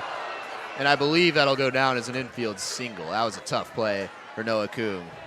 It's also going to advance Coma to second just because that throw went up and hit the netting in front of the railing down the first base line. So Coma's going to advance into scoring position. And he is having another great day at the plate already. That will likely be a single in an error. That'll be the second single of the game for Coma, who stole first off of that single in the second inning and came around to score the only run of the game right now for the Dudes. And that'll bring up Teo Perala. So trouble on second base with nobody gone for Stanfield. That one's fired in there for strike one. Perala grounded out to third. It was a nice play by Beckett Turnbow. And now we're at the third base side of the stadium now, and this is where he's done an entire lap. Yeah, you can purchase candy, ice cream sandwiches, which such an elite food, by the way. And that one will catch a piece of Perala. That one caught him, it looks like in the left leg. That can't feel good.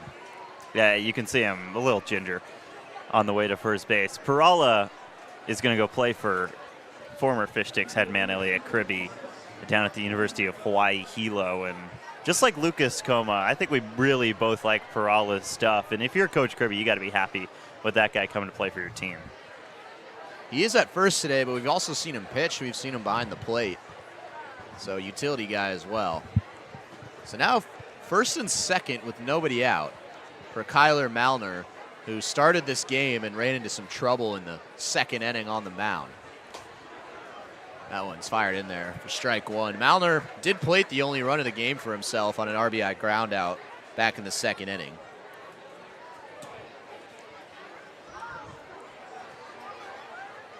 So Lucas Coma at second and Teo Perala at first. Coma taking a big lead at second base. Stanfield's going to check back at him. Good check right there because Coma had a huge lead, and you want to keep him as close to the bag as you possibly can, especially with the Fish Sticks struggling to hold the runners right now. There he goes.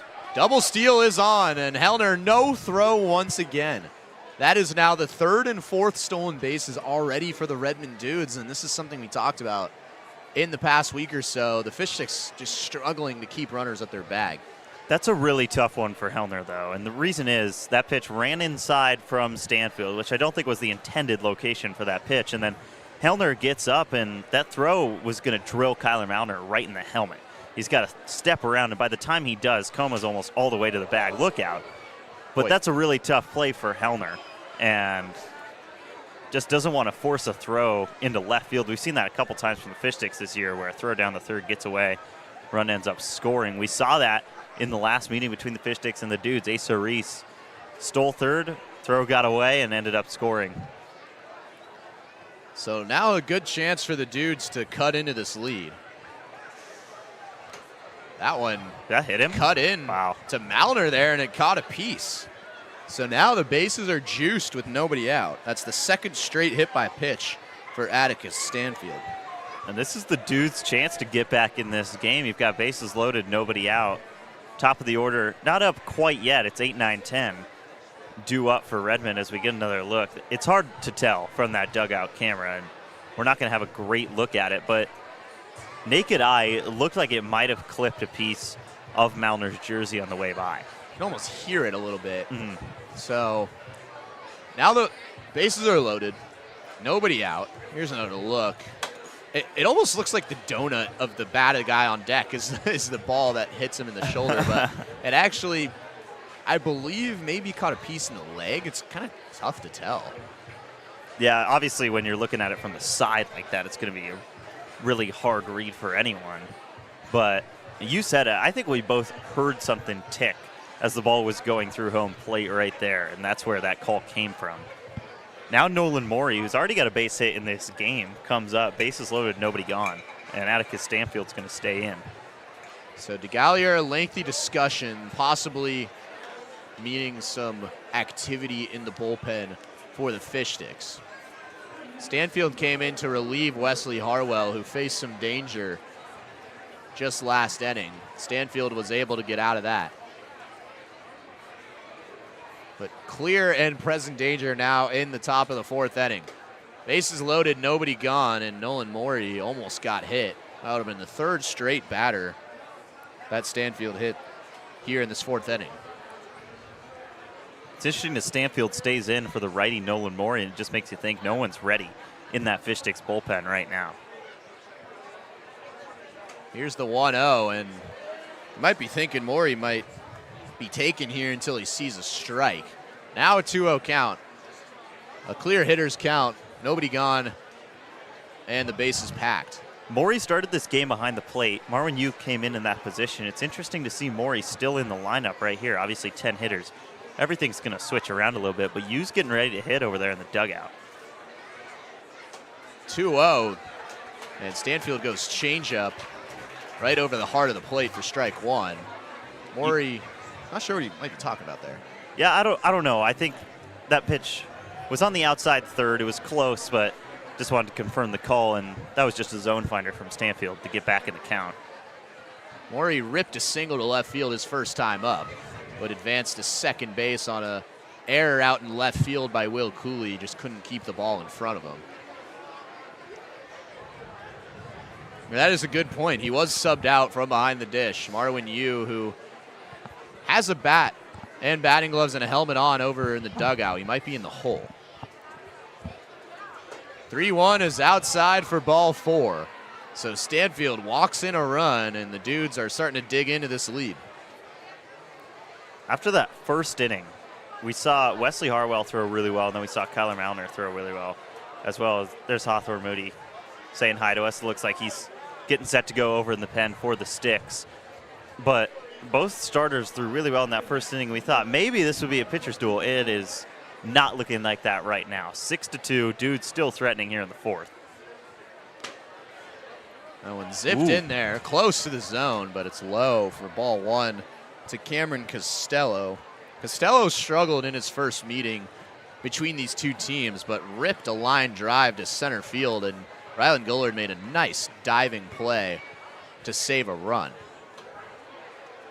That one catches a piece of the zone for strike one.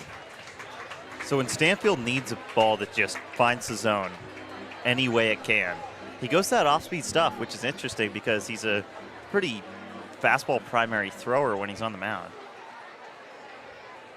1-1 count. Costello rips this to right field for another base hit. One run is in, and that'll be all. So the runners advance 90 feet.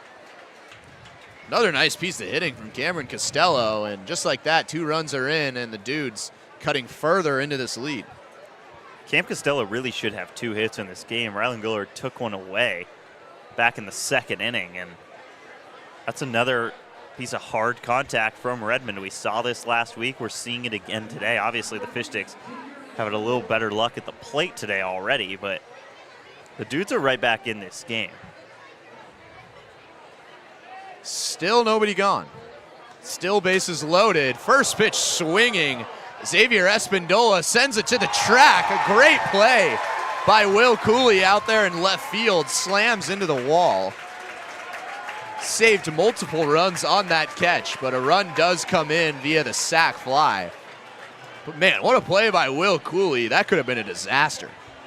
Yeah, the defense has been bipolar for the Fish Sticks today, but the outfield is working really well. You had Rylan Gullard, who took away a hit early in this game, and then Will Cooley, you said it. If he doesn't make that play, this game might be tied. It's at least a one-run game, and now the tying run still on first base for Redmond and a huge first out. That'll be the day for Stanfield. So Atticus Stanfield will exit.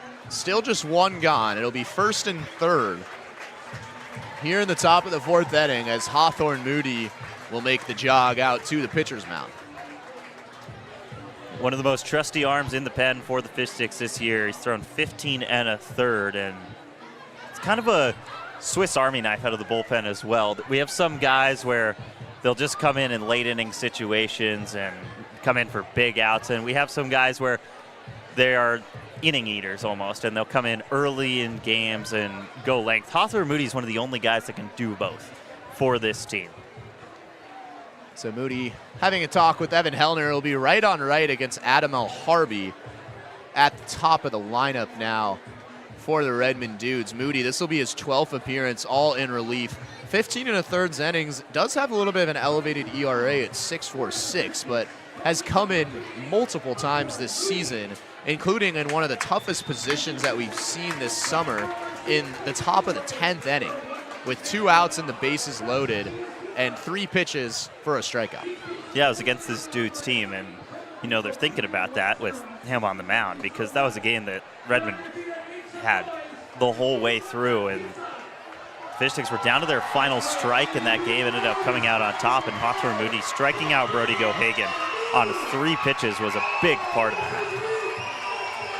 Pitched recently against the Bellingham Bells last week, a team that's at the top of the WCL standings. He went 2 innings, let up 1 earned run, but it was a home run that we both believe went foul, and the umpires ruled that it went fair.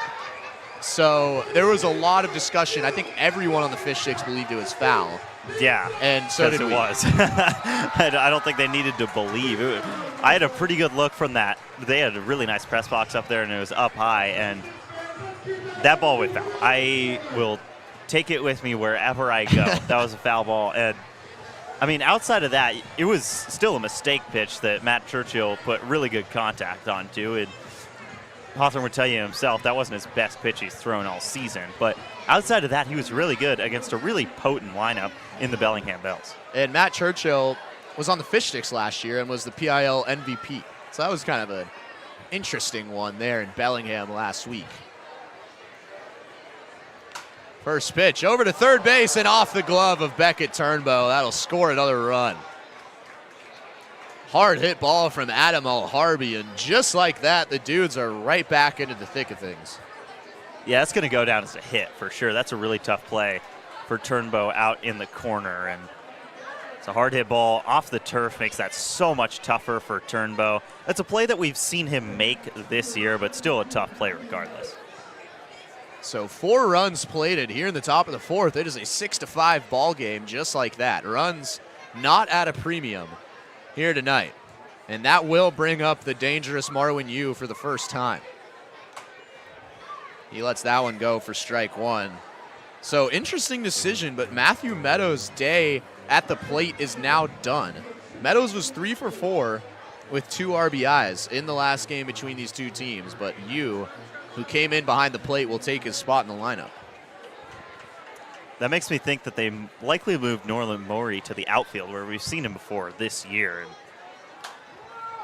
That means he's in left field replacing Meadows. Bartholomew will camp under that in right field. No runners will advance. So big out there against Marwin Yu, who's 3 for 4 the last time these two teams met up last Friday.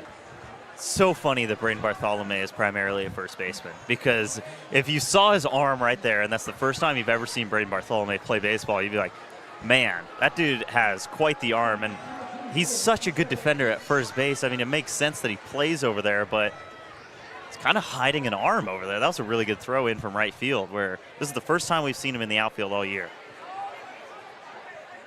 2 gone, runners still on first and second.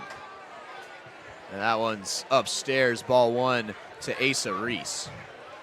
Not to be confused with recent Mariners first-round draft pick, Ace Reese. Yeah, interesting tidbit. I was unfamiliar with Ace Reese. What fill me in. From Mississippi State. Okay. Mariners took him first round, 23rd overall, I want to say. And third baseman. Okay. Really talented hitter, and just so happens to have a very similar name to Asa Reese, who plays baseball in the same metro area as Ace Reese will eventually play in at some point. Hopefully. Yeah, well, Everett, Tacoma, Seattle. He's got to end up one of those places. Moody a long look at second base, and that one's fouled off.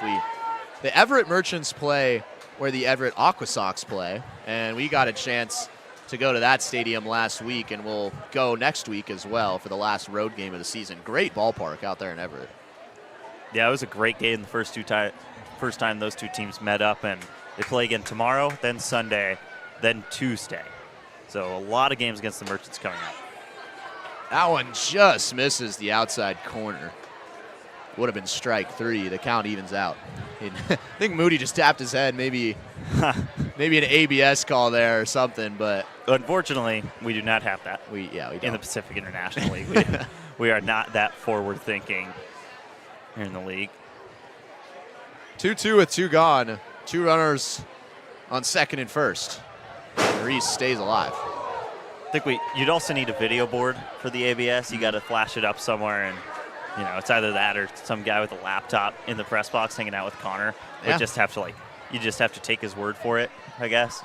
We took a deep dive in Baseball Savant looking for who the best ABS challenger was in the MLB, and it's not particularly close who it is, and it's not a name we expected. Yeah.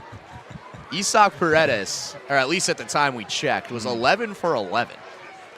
And this one's taken up the middle. Noah Kuhn going over to his left and just flips it to Hamada. Great play from Noah Kuhn to end the inning, but 4 come across in the top of the 4th for the Redmond Dudes, and the Sticks now clinging on to a 6-5 lead here at the Friar.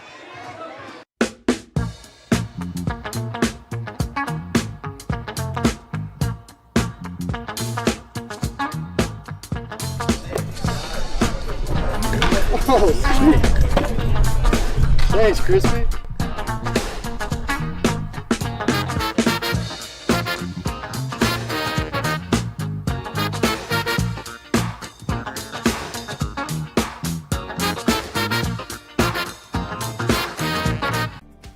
For over 15 years, As You Wish Electric has offered the comprehensive electrical solutions Seattle families trust.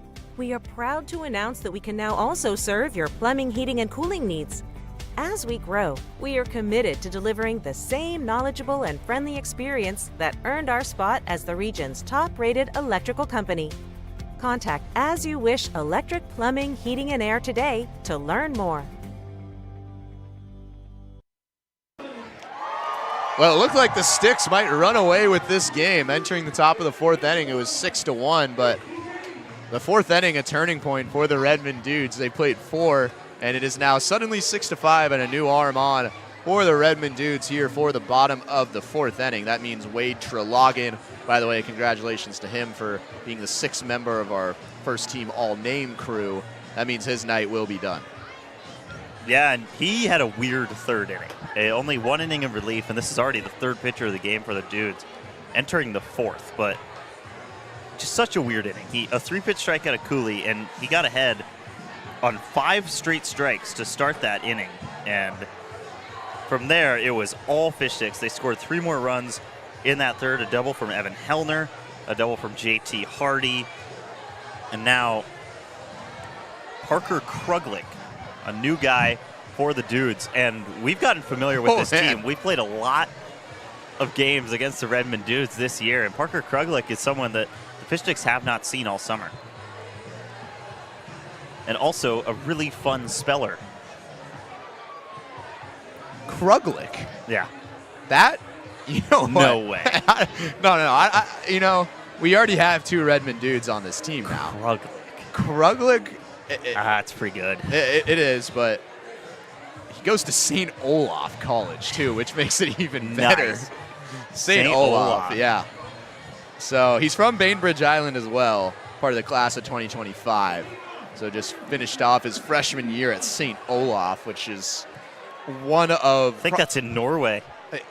Norway? Yeah. I don't know about that one. It's not. Yeah. It's not. It's in Minnesota. I did know that. I just didn't say it.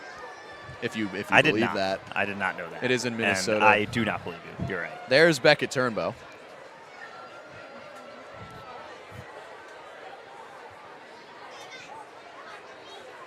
Here's the 1-0 from Parker Kruglick from St. Olaf. That is just so fun to say. That's pretty sweet. St. Olaf. We'll have to consider that. We will. For sure. I mean, St. Olaf is probably the best named college in the country. I don't know. You know more colleges than I do. As Hamada rips this towards second base, that'll be a cut and dry play by Espindola for out number 1. Yeah, good start for Kruglick, but this is the same thing we saw out of Wade Trelagan, a quick out, followed by a barrage of base runners for the Fish Sticks and 3 more runs coming across. And now, top of the order coming up for the Sticks. Gullard 0 for 2 on the day, which is surprising given the fact that the Fish Sticks have 6 runs in 3 innings. Again, Gullard has been struggling against this Dudes team. Entered the game hitting just .240 in the 6 games against the Dudes prior to this one. First pitch swinging, big hack and a miss for strike 1. And as you said, he's 0 for 2 already tonight. He entered the game hitting .319. So something about this Dudes team he has not been able to get around on. As Kruglick takes that high for ball 1. And I mean, we got to consider it for sure. The Fish Sticks are going to play the Dudes again. We'll have to probably come around to it. Okay, I like that. First team all name. 3 from the Redmond Dudes would be interesting. Gullard takes this out to center field. Reese is going to pitch a 10 under it. And Gullard is 0 for 3. Now through 4 innings, that'll be out number 2. And this is a dream start for Patrick Kruglick as well. 5 pitches, 2 down. One of which coming on 2 pitches against Ryland Gullard. And now with Will Cooley up. Obviously, you don't want to get to Evan Hellner coming off a double just an inning ago in the 3rd. Cooley made a fantastic grab in left field to save multiple runs. Went crashing into the wall in a bases loaded scenario to make a grab, and it was a sac fly at the end of the day, but that could have been 3 runs had he not made that catch. He's 0 for 2 tonight. He struck out swinging last inning. That one's high, and he's ahead 2-0. What other colleges do you think rival St. Olaf? St. Olaf in naming? Yeah. Boy, I don't know. That's a pretty good one. I mean, this one's ripped, but right at Espindola at second base. And that'll end a quick bottom of the 4th inning. So Parker Kruglick from St. Olaf College, a 1-2-3 inning to sit down the Dudes, or the Fish Sticks, excuse me. The Dudes now go to the 5th inning feeling pretty good about themselves. Yeah, that's a great inning. I mean, come up against 10-1-2, and you can sit them down in limited pitches. Only needed 8 pitches for that inning. And Crispy, who is on a 3-game win streak. That's actually 4. That is 4. You're correct. 4-game win streak. He's now 8-10 on the summer, trying to turn around his season Red Sox style. And he's ahead on Nico from Seattle. We talked about how the season was exactly like the Red Sox for Crispy in the Crispy race. Wow. And Look at Crispy go. Wow. He has turned over a new leaf.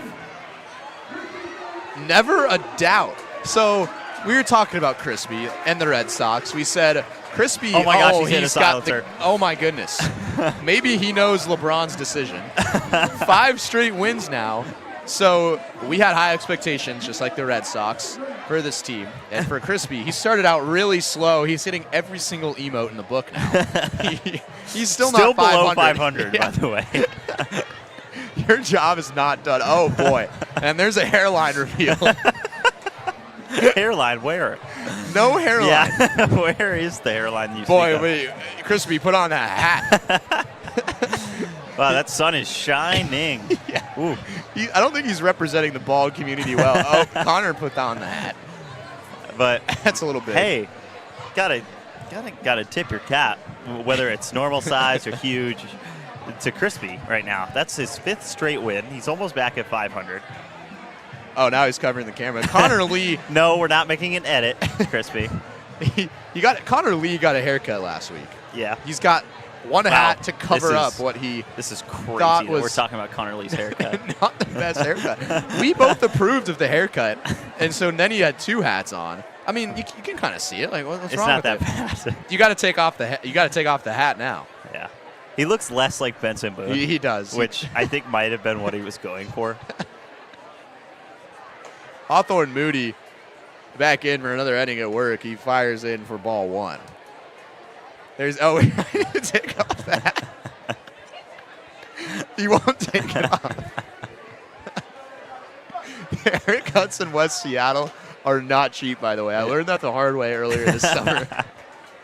It's not that bad, though. Like, Okay. No, not like the price is bad. Okay, yeah. But Connor's haircut is not No, that bad. it's really not. Yeah. I don't see. I don't see it at all. Now he won't take off his hat. I would say it if it was. No, I agree. I have had some bad haircuts, and I'm sure you have had too. But Connor Lee's bad, quote unquote, haircut is not that bad. Really, not that bad. Hawthorne Moody behind 2-1 now to Ryan Tobler. It'll be 4-5-6. The heart of the lineup due up, and he gets him to swing and miss at strike 2. What do you think Crispy asks for when he goes and gets a haircut? Nothing. I think he scares The away the Mbappe barbers. special, for example, nothing. The barbers are scared of that one. There's nothing to cut. This one's hit well out to left center field. Cooley making a long run, but he'll be able to make the grab. He'll crash into the wall for the 2nd time today. So a long first out of the inning. Yeah, a couple of great catches from him. That's his 2nd best work of the day, and that's a great catch in his own right. He's all the way back at the warning track and just rams into the wall for the 2nd time in as many innings. Oof. Go check out White Center blog while you're at it. That's a thin wall as well. That's not a ton of padding out there, so he's taking shots but making plays. Taking shots but making plays. That's what I do, man. Swing and a miss for Lucas Cohen. That's what I do. Fair enough. That is said with supreme confidence. I love that. 0-1 placed well for strike 2. Coma's 2 for 2 today. So this has been a tough out really all summer, but especially today. And if he strikes out, it's $2 off Dick's Burgers. He is the burger for batter. everyone here. Here we go. 4 burgers. No. No burgers right now. Shouldn't have said it. Yeah, you're right. Still 2 strikes in the count, but Coma is such a tough guy to strike out right here. Both hard hit balls, too, on those hits in the 2nd and in the 4th inning. Would come around to score both times. And another hard hit ball. Man, did you hear that pop? Yeah. Whew. That's the 2nd time that he's kind of got our attention up here with the crack of the bat, and that one was barreled up.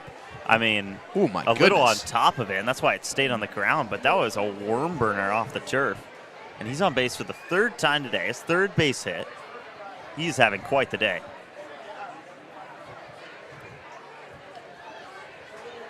So we are trying to get Jake Rowling in the dugout for an interview.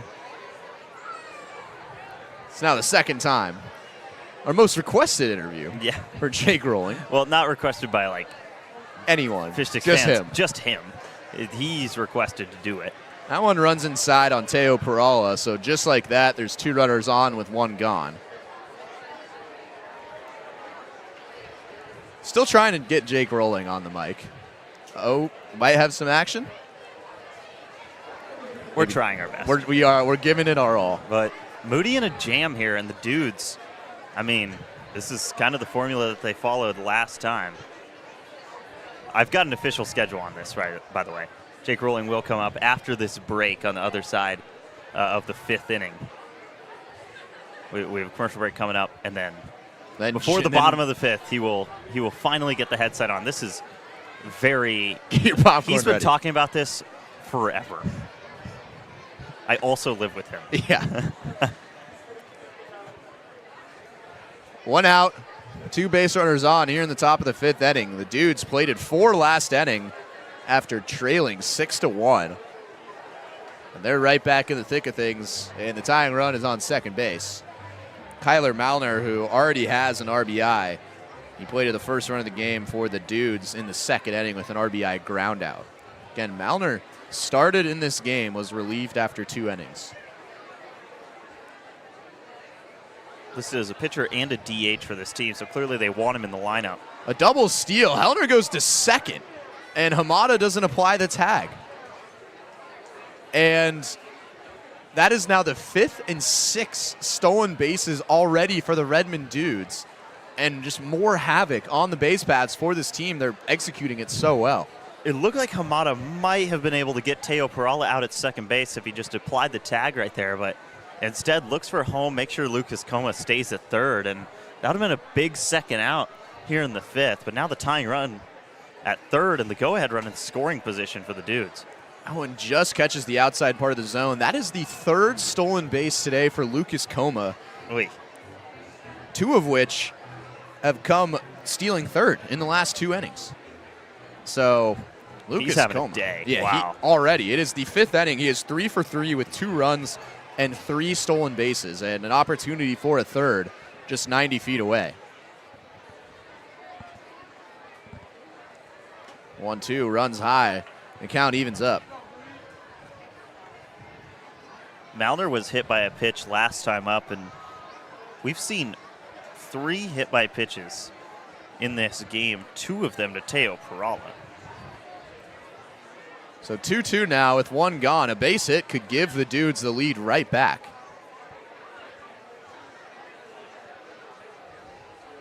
Moody delivers. This one's popped straight up. Hellner might have a chance. And it rattles off the top of the stand cover there and into insurance ball territory. Looks like that one stayed in the stadium, but so tough for catchers, and it's got to be frustrating for a pitcher as well when you get that weak contact on a pop-up, and it looks like you might have a second out, but there's just no chance. We saw in Port Angeles they had a big old net above home plate that was covering up kind of the behind home plate area and protecting the cars in the nearby parking lot, and you could see how frustrated pitchers were getting with that thing, and that's kind of what this is like. Protected by GMC terrain, though. It did a great job of that. 2-2 and clocks him in the head. That was audible. We hope Kyler Malner is all right. That's now the 4th hit by pitch we've seen today. He trots over to first. That sounded like the ball off the bat of Lucas Coma. That hit the cover. That came really close. And now Perala has been hit by 2 pitches, and Malner has been hit by 2 pitches, both in back-to-back at-bats in back-to-back innings. And it looks like Malner's going to come out of this game for a pinch runner. That one brushed up really close to his face, and Redmond's not going to take any risks. So he's going to trot off. Very glad he's okay. Again, if not for that cover, that ball might have got him in the cheek. And we'd be having very different conversations. So glad he's all right. But now the bases are loaded. And Orlando Young will come up for the Dudes. Orlando Young's on first. Orlando Young's on first. That is correct. Nolan Morey now at the plate. Orlando Young is a guy that the Fish Sticks have seen multiple times across the 7 games these 2 teams have met this year. So he'll take over for Kyler Malner and bat 7th. Malner was the pitcher, the starting pitcher and the DH, so Young will be DHing the rest of the way. Reset time now for Hawthorne Moody. This one's popped straight into the air, same exact spot. Again, off the top of the cover, and again into insurance territory. And that is, again, so frustrating for a pitcher because it looked like he had Malner on a similar ball just about 3 pitches ago, and then right there to Maury, the same exact situation plays out. With a normal-sized backstop, Hawthorne Moody's probably out of this inning clean. Maury's having a heck of a day after struggling the first game these two teams met. He's had a single back in the second on a hard hit ball and then walked and scored a run back in the fourth. This one's fouled off again. He was the 4th of 4 runs that came across in that top of the 4th inning. The Sticks plated 3 in the second and 3 in the third, and looks like they were on their way to a blowout before the Dudes came right back. And now they're threatening again here in the top of the 5th inning. It's big for Moody to get ahead in the count right here. Obviously a walk brings home a run, but Maury is going to have to be a little more defensive. Probably not going to see too many fly balls in an 0-2 count. Maury held back, and a good decision. That's off the corner for strike, or for ball 1.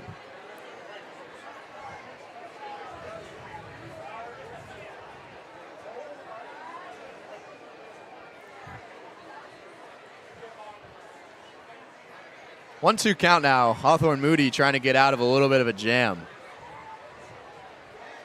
A base hit could give the Dudes the lead. And that's upstairs for ball 2. You can see just how big these secondary leads are for the Dudes, and they've had such a good day on the base pass. They're just trying stuff now, and everything's going their way with runners on, at least in these past couple innings. But that's just because they've wreaked havoc all day on the base pass. 2-2, bases loaded, 1 gone. And this one's ripped right into the ice chest, and Lucas Coma almost got tagged over there at third base.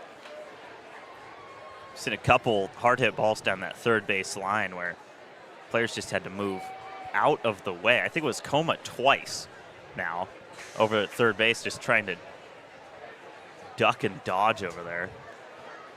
I forgot the other pillars of dodgeball. You know what I'm talking about? I do, but I dip, actually dive, don't. Duck, dodge, and also dodge. Like dodge, whatever. I haven't watched that movie, actually. I'm going to admit What? that. Yeah, I know. I'm sorry. Come on. Here's the 2-2. Swing and a miss, and Hellner gets away from Hellner, and now a run will come in. And it looks like Maurice was originally going to say maybe that was a foul ball. He was standing there with his hands up. Boy, I don't know what happened there. Maury was standing there like, okay, foul ball maybe. And then a runner came in. Wow. And Lucas Como is the one that came across for the 3rd time. So the game is tied. I believe that will be an RBI strikeout. Wow. I don't think that'll be an RBI for Maury by any means, but man, that is a tough break for Hawthorne Moody right there, because it seemed like that ball was fouled off, and it seems like Hellner would have been able to hold on to it in that situation if it wasn't fouled off, but it just slips out of his glove. It looked like originally he was able to track it down with the mitt, but bounces out. Everyone advances a base. He does get the K of Nolan Maury. So let's take another look. Oh, he definitely did hit it out. And I think maybe he hit it out of the mitt? He hit it out of the mitt backswing? on the Wow. backswing. If we could take another look, it's a great angle at it. I think Maury was confused about if there was going to be a ruling there. So he whiffs on the pitch. That's strike 3. And then on the way back, he just hits it out of Evan Hellner's glove. Because otherwise, there's no way that the ball would have just popped out like that. What a weird play. We always say it, you always see something unique at the Friar every time you come to the park. And boy, we have a lot of them, and that adds to a long list of plays here. And it's still the top of the 5th inning. And that's a tough one for Evan Hellner as well, because, like, what do you want him to do in that situation? It's obviously going to be really hard for him to hold on to it when there's a second force pushing the ball out of the mitt. And it just bounces up the line. Really tough ball to go get to. And another heads-up move from the Dudes to all advance right there. And this game's tied. Man, this has been in a flash. The Dudes are right back on the scoreboard. And just going to have to go run down the stretch of this game, I think, because we are in for a scoring exhibition tonight, I think. So Ryder Peterson, a lefty, will now take the place of Hawthorne Moody. Peterson, another arm that has been very reliable in situations like these, but kind of has a high ERA. He's at 5.68 on the summer, but 13 appearances, including one start, has pitched 19 innings.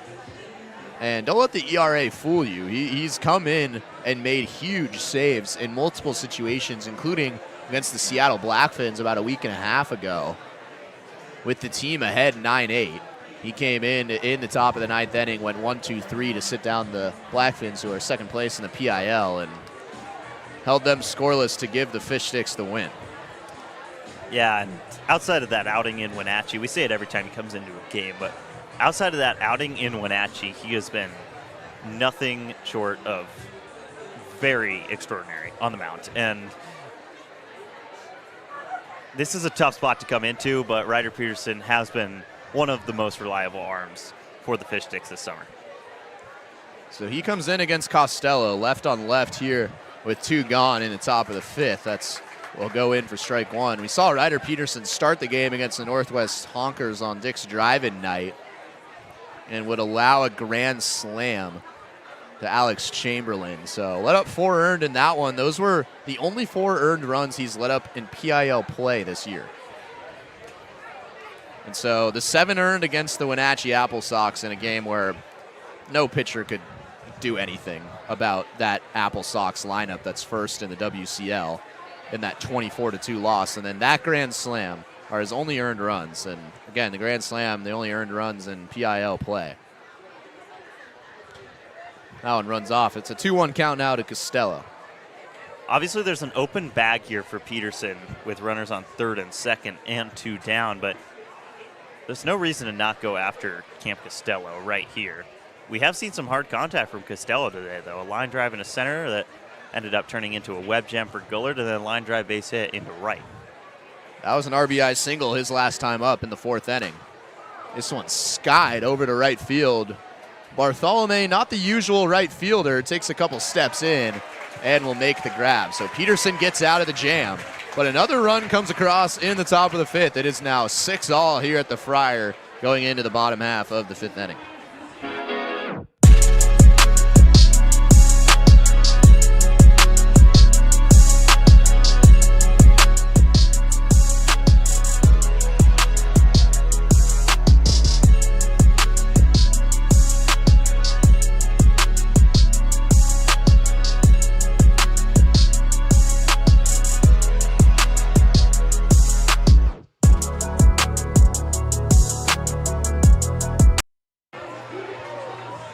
Back quickly here for the bottom of the 5th inning as the Wild Rainiers. Oh my goodness, a flip of the script. The bottle is annihilating the can. Wow. Look at that. It almost looks like Star Wars. Here comes can. Uh-oh. Oh, no. Oh, the bottle's losing it. Bottle, this can't happen. The can hasn't lost a race yet, and he just did. Wow. That would have been painful if Bottle lost after gaining that lead. And oh, there we go. Look who we have. Can you hear us, Jake? Unfortunately, I can, yes. Unfortunately, I can. Wow. So what an entrance to the interview. I was just talking about how you have been begging to do this. Just begging. For the past few weeks, it's been all you've talked about, almost. And finally, we get Jake rolling on the broadcast on the Fish Sticks Network. I remember that conversation a little differently, but I'm happy to be here, guys. Thank you for having me. It means a lot. Yeah, of course. So, first question: you're a future Zag. Yes, sir. I am a former Zag now that I've graduated. But what excites you about that opportunity out in Spokane? I mean, obviously, I think it's a beautiful campus, beautiful area. Going to a private Jesuit school myself, I really wanted to look for another Jesuit school where I could expand upon my faith a little bit and learn a little more about myself. I took my visit there. Sorry, I got popcorn dropped on me. I took my visit there, and I mean, I love the coaches, I love the campus, and I really love the sense of community there. I'm sure, Kyle, you've been there your past 4 years. I hope you experienced it as well, but I want to go out there a better person, along with a better baseball player as a bonus. Yeah, and you will get that 100%. It is a underratedly beautiful campus out there in Spokane, and the community's great, and the baseball program, which I've talked about this season, very underrated program. Yes, they were absolutely. really good last year. So now we will hand it over to Angus, who I'm sure will ask I've got a thrilling only the question. best for the bald eagle himself, to Jake Rolling. But you had some pretty incredible numbers in high school, and that kind of carried over into this Fish Sticks season that we saw. And I mean, the hitting approach is where it starts. I don't think we've seen anyone get on base as well as you did this year. Is there just like a certain approach you go into every at bat with, to just like, I need to get on base right now, because you do it so well? Oh gosh, that's a pretty deep question. Yeah. I think hopefully there's no pitchers watching this right now. But I mean, obviously, I think being as adjustable as possible. So for me, I'm always trying to sit fastball and adjust to that, off of that. And then I'll tell a lot of the guys, I like talking with Beckett Turnbow a lot about plate approaches, just because I like to see him develop one. That's as he grows into his legs a little bit this season. Definitely just sitting fastball as much as possible, trying to hit as hard of a ball off the wall as I can, and adjusting from everything else. And I think baseball is a game of failure. Luckily, I haven't had to experience it too much this summer, but I'm going to eventually, especially in college. And I think, how can I learn from my bad at-bats and what I got beat with, and how can I find a way to beat that pitch next at-bat is the biggest thing for me. All right, Jake, I'm going to read out the numbers. And this is with as little glaze as possible. Okay. So in 15 games last year at Jesuit High School in Oregon, which is that's correct. I had multiple friends go to Jesuit High School, by the way. Yeah, but you were hit 574 in 15 games. This year, through 55 plate appearances, 14 games, you hit 487 with a 618 on-base percentage. Oh, gosh. And you slugged 1336. What? I know you just talked about plate approach, but what worked for you, or what has been working for you over the past, say, 6 months of baseball? I mean, honestly, like, just trying to have as much fun with it as possible. I think, like, I've been battling injuries a little more than I would have liked. I had a pretty deep convo with my parents about my injury and, like, kind of where I thought the future held with it. And I was like, I might as well just say frick it and see how much fun I can have playing baseball and meet some new people. And I think the performance kind of was almost an afterthought more so. I was thinking more like, how can I make this game enjoyable for me and my teammates today? And then thankfully I got on a heater, and it was pretty fun to play baseball during that time for sure. Thank you for refraining on the language. Yeah, thanks for keeping it family friendly there. You know as much as anyone that Cole Nutfer would not do that. You know what? I room with him. I hear a lot of potty words come out of his mouth. We're working on it. Me and Angus, we're making him a better person, 1% better every day. So that's all we can do at the house. But if someone his caliber, for sure. Okay, so we've had a discussion up here. And as this one is ripped into left field, Braden Bartholomew. That's his third hit of the day. Come on, Bart!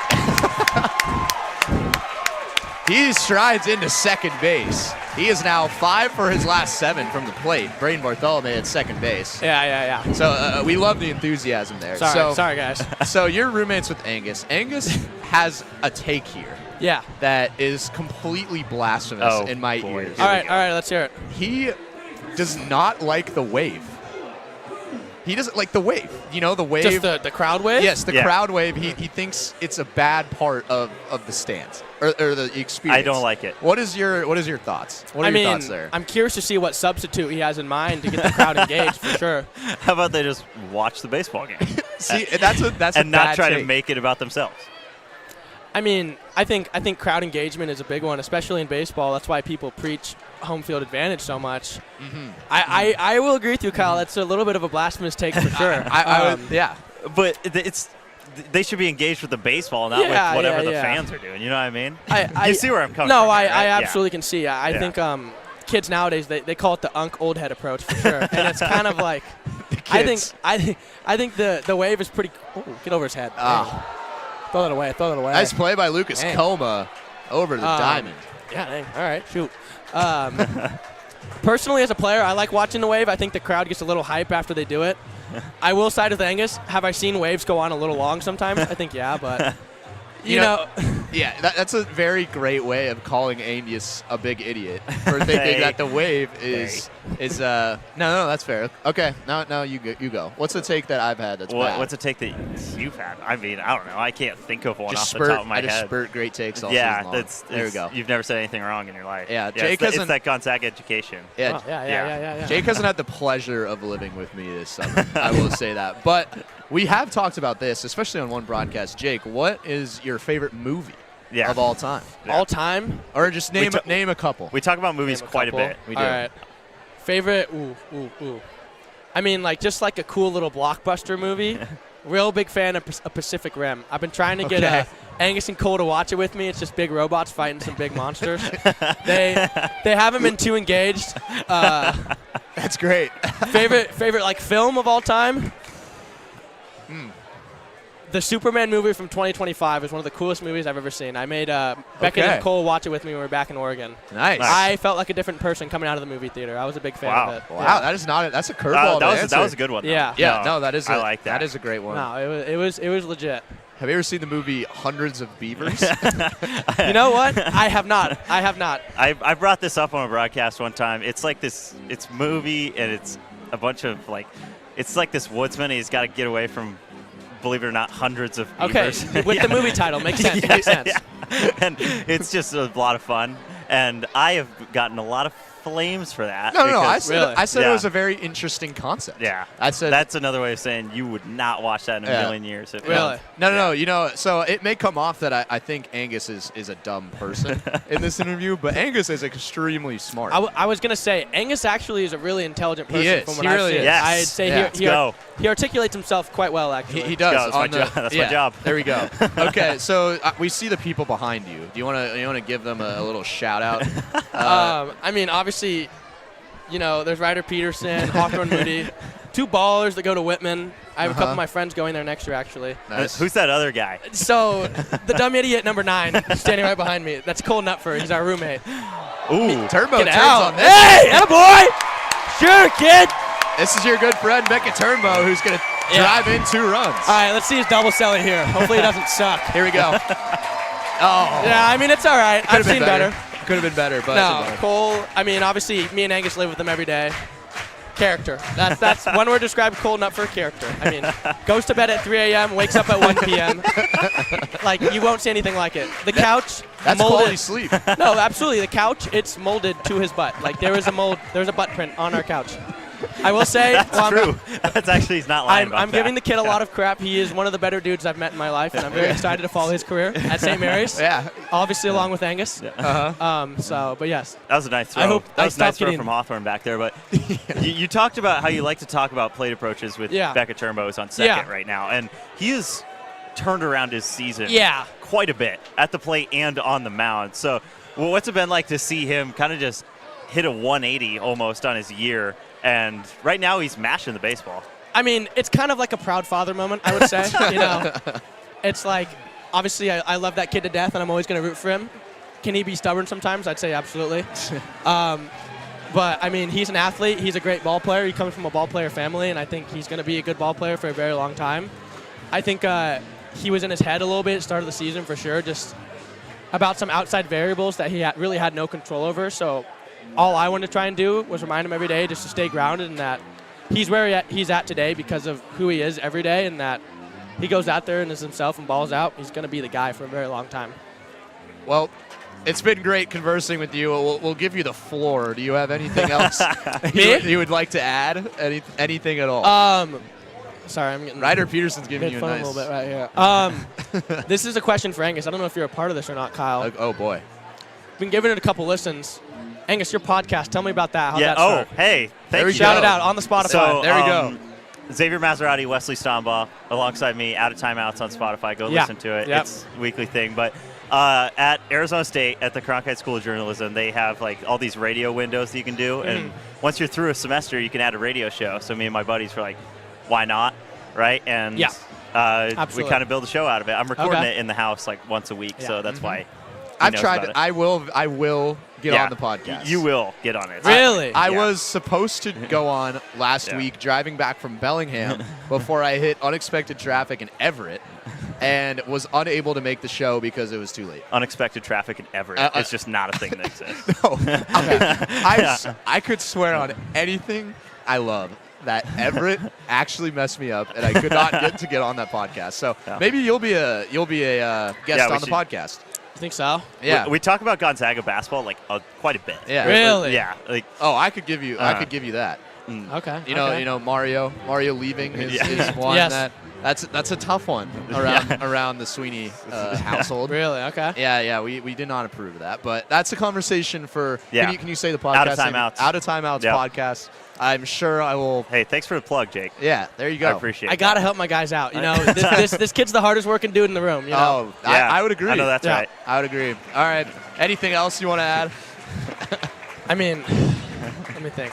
This is another one for Angus. I'm sorry, Kyle. I hang out with him a bit more. No, I totally. Yeah, makes sense. Me, Cole, and Angus, we play a lot of Battle Royale. Yeah, on the nice. show at home. Yes. Okay. So oh boy, we give Angus the rock sometimes to close our games out. 3-inning games. That does Probably not 2-1 ball games, 3-2 ball I games. have no idea what that means. I do not close games out. I'm the worst pitcher in so MLB The that's Show what history. I'm thinking is he's blown quite a few leads for us. In MLB The Show. I'm gonna be honest. see. And by quite a few, I mean he's blown almost every one we give him. My thought process to you, Angus, is what is. Dang it. Oh, This could be two. No. And it is. Shoot. Good at bat. Back it up, boy. Good swing. What a babe. I would say, like, Angus, when we're giving you the rock and you think, oh, shoot, I might blow this game, like, how are you trying to get out of that? Because we're going to give you the rock again tonight, and you're going to close it out for us. Okay. How are we fighting that? Like, what? Like the yips almost? Are you saying I have the yips on the mound? I mean, I'm not trying to insinuate that, but there's a possibility for sure. I don't know. Like every outing's a fresh start. It's just like any pitcher or hitter would. Every outing's a fresh start. Oh no, absolutely. 0 for 0 every at bat. It's just that first hit. It's just like it does something. Okay. So I don't know. I'll work on it, Jake. Okay, I'll work on it. I can respect that. He's grown his craft quite a bit in our time up here, for sure. Well, Jake, thank you so much. Thanks for blessing us with this interview. We appreciate it. I'll see you tonight, man. Yeah. I will see you tonight. Kyle, you take care. I'll carry on the legacy next summer for sure. Yeah. Good luck working a 9 to 5 in your regular job. You are going to get there eventually too. So hopefully I don't have to. Is the plan, clock is winding. Even if you make it to the majors, there's a life after the majors. I was telling my good friend Tyler Eisenhut, our plan actually is we're actually just going to grind our way into the Frontier League until we're about 38, and then we're going to join the PIL again, live that out on the Honkers till we're about 55, and then we're going to get retirement checks and we're going to live just fine. I don't know what you guys are thinking. 55 is like median for the Honkers. We'll do our best. All right. All right, Jake. Thank you so much. Be here tonight. Thank you, guys. Of course. I'll see you. Have a good one. Not the direction I thought that would go, but he has got his life planned out better than I do, apparently. Yeah, you like that? He told me that the other day. I was just like, wow, that is incredible that you would even think about doing that. Everyone... Him and Eisenhut, too, out of, like, all the people. Tyler Eisenhut specifically are going to the Northwoods League to continue their career after the majors. But it's actually not crazy to say that we very well could see Jake rolling in the major leagues in a couple of years. I mean, I live with the guy, so I can't give him too much credit, but just so impressive what he was able to do in limited time with the sticks. And it was, pitchers had to face Rylan Gillard and then Jake Rolling, 1-2 in the lineup, and that was disgusting. You had Gavin George at the beginning of the year, too, a similar effect, and tough to see him not in a few days as Peterson has got the first strike of the top of the sixth, but man, he is a talented baseball player. He is, and those numbers that I read, those are not fake. 487, 618 on base percentage in 15 games. It's pretty elite. But back to the baseball. Here in the top of the sixth inning, Beckett Turnbow had a 2-run double to give the Fish Sticks the lead back in the bottom of the fifth inning. Those two guys, Rolling and Turnbow, good friends on the team. Cool moment to see that. 10-1-2 due up for the Dudes as Xavier Espindola ahead 2-1 on Ryder Peterson. Takes a swing at the high cheese and fouls it off. And with Adam Harvey followed by Marwin Yu, both due up here in the 6th inning. It's big for Peterson to get this leadoff out of Espindola and not give those two guys any chances to bring home more runs in this game, because at some point, this game is probably going to come down to which pitching staff can just deliver a couple zeros on the board. Swing and just catches a piece to foul that off and stay alive in the count.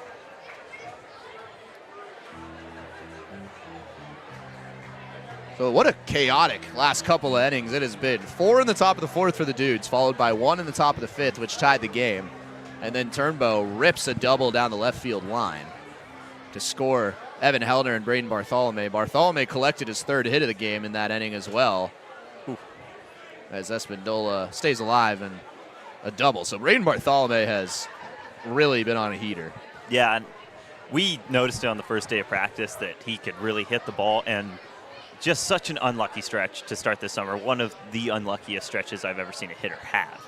And in the past few games, it's just been like night and day. From sometimes he would go after the first pitch a little too often, and that's a nice pitch from Peterson right there, but sometimes he'd just be a little too aggressive and he wouldn't get into deep counts. And now that he's almost shifted that approach a tiny bit, he is playing so well. And he's in right field today, which is, I don't know, kind of showing a different side of Braden Bartholomew. But that's a beautiful backdoor pitch from Peterson right there.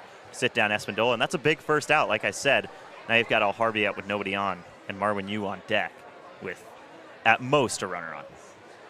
Back to the top of the lineup, Al Harvey swings and misses. So Peterson came in to end the 5th inning, forced a fly out with runners on 2nd and 3rd to limit the damage there. He strikes out Xavier Espindola looking. So a fly out and a strikeout to start his relief appearance. That one's low. Al Harvey's always going to be a tough out at the plate, as is Marwin Yu, and Peterson's just got to live in the zone here. Obviously still early in the count. It's 1-1. He'll get a new ball right here, but just got to live in the zone. We've seen Al Harvey go yard here. We've seen him punish some mistake pitches, but even with that, you got to make him earn it right here. 1-1 count with 1 gone. Al Harvey skies this to Mars. Will Cooley, who's made a couple of great catches at the wall. Man, he took a long time to wait under that one. Al Harvey just missed that. And that'll be out number 2. Yeah, that had all kinds of air on it. And like I said, we've seen Al Harvey take one up and out of here to that exact part of the park this year. And if he was able to barrel that up a little more, he would have done it, because he was just under that ball. If that's a line drive, maybe even just a fly ball, it might have to carry out there. That'll bring up Marwin Yu, who replaced Nolan Morey behind the dish, but not in the lineup. He replaced Matthew Meadows, a hot hitter for this Dude's team at the 2-hole. Meadows was 0 for 2 in the first 3 innings. Then in the 4th, Yu flew out to Braden Bartholomew in right field, the first time he's been in right field. But a very dangerous hitter at the top of this lineup now is Marwin Yu. He's also really impressive behind the dish. He was 3 for 4 on Friday against this Fish Sticks team, and a major reason why the Dudes won 8-1. He also gunned down multiple runners trying to steal base. This one's ripped into left field and right on cue. That'll one-hop the wall. Marwin Yu getting waved over to second base. And a stand-up double with 2 gone. That's kind of his trademark, his doubles down the line, especially that pull side down the third base line. And that's a long run for any outfielder. And that gets down 100% of the time, unless there's a crazy shift on out in left field. That's going to get down for a base hit or extra bases like it does right there. And you can run as well. Everyone on this team has some pretty nice speed, and we've already seen chaos on the bases from the Dudes today. Asa Reese batting in the 3-hole today, now up. Reese walked back in the first, is 0 for 2 since. That one's in there for strike 1. The Dudes have been down for a large majority of the game. They were down 6-1 going into the top of the 4th inning before plating 4 in the 5th and 1 in the 4th.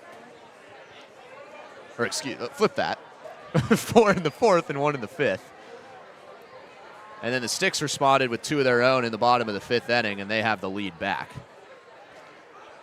Hellner keeps that in front of him, keeps you at second base. That's why those 2 outs were so big for Peterson, because it felt like at least Al Harvey or you, either one of the 2, was going to get a hit in this inning just with how good of hitters they are. And right there, that out of Espindola and then forcing the fly out from Al Harvey, just huge, because now the Sticks still out in front by 2. Here's the 1-1. That ran inside, gets past Evan Hellner, and Marwin Yu is going to head over to third. 2 down, so not the biggest 90 feet, but now any ball in the outfield will guarantee a run from Asa Reese.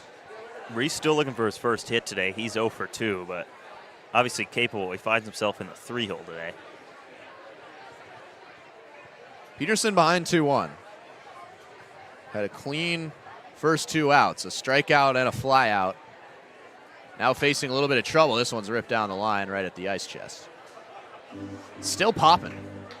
Yeah, there's quite a few people there, and this has been a long strung out game to this point. We're at 2 hours and 20 minutes of game time right now, and it's still the top of the 6th inning. So it's kind of been a test for all the fans here to see how long they really want to stay at this game. And top of the 6th, it's still a pretty full ice chest over there. Reese stays alive. Look at that. $3 Thursday. That's a price you can't beat. It isn't. It absolutely isn't. I'm legal. I can say this. I would find myself there if I was not on the broadcast booth. But I don't know if this is illegal or not. We could do a beer tasting on the broadcast, but I don't think I'm not going to risk it. I don't. For you, yeah. For you, definitely not. Yeah, I think that's against regulations, yeah. even for me. And that'll be low for ball 3. A tasting, of course. Yeah. Not a anything outside of sure, that. Bud. You know.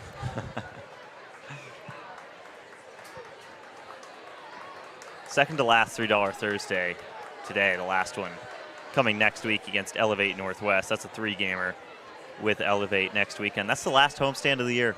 Wow. Look at that. Time flies, man. I'll miss the fish sticks. We're not there yet, though. 3-2, wave and a miss. Ryder Peterson gets out of it. Second strikeout of the day. And going to the bottom of the 6th inning, the Sticks holding an 8-6 lead.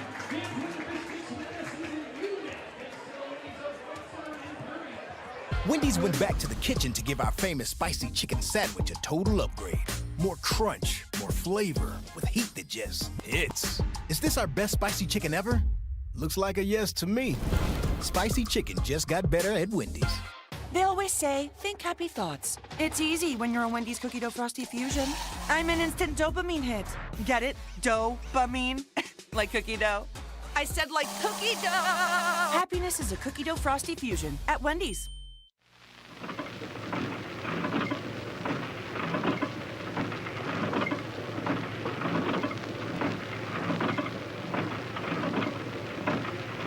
Oh, Audrey, look over there. Where?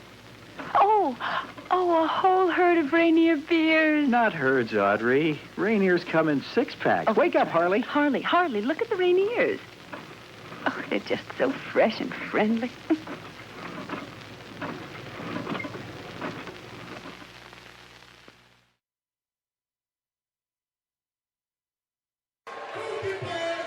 Back here for the bottom of the 6th inning, a 2-run double from Beckett Turbo in the bottom half of the 5th gave the Sticks an 8-6 lead, and I believe we are dancing for our dessert. Yes, we are. Josiah, the in-game host over there. And he's going out to the first base side. You know what? I could use this. You think we could win? There we are right there. I don't think we can compete with that guy, though. What's the dessert? I can't exactly tell. It might be churros. Churros? Oh, no, it's chicken nuggets?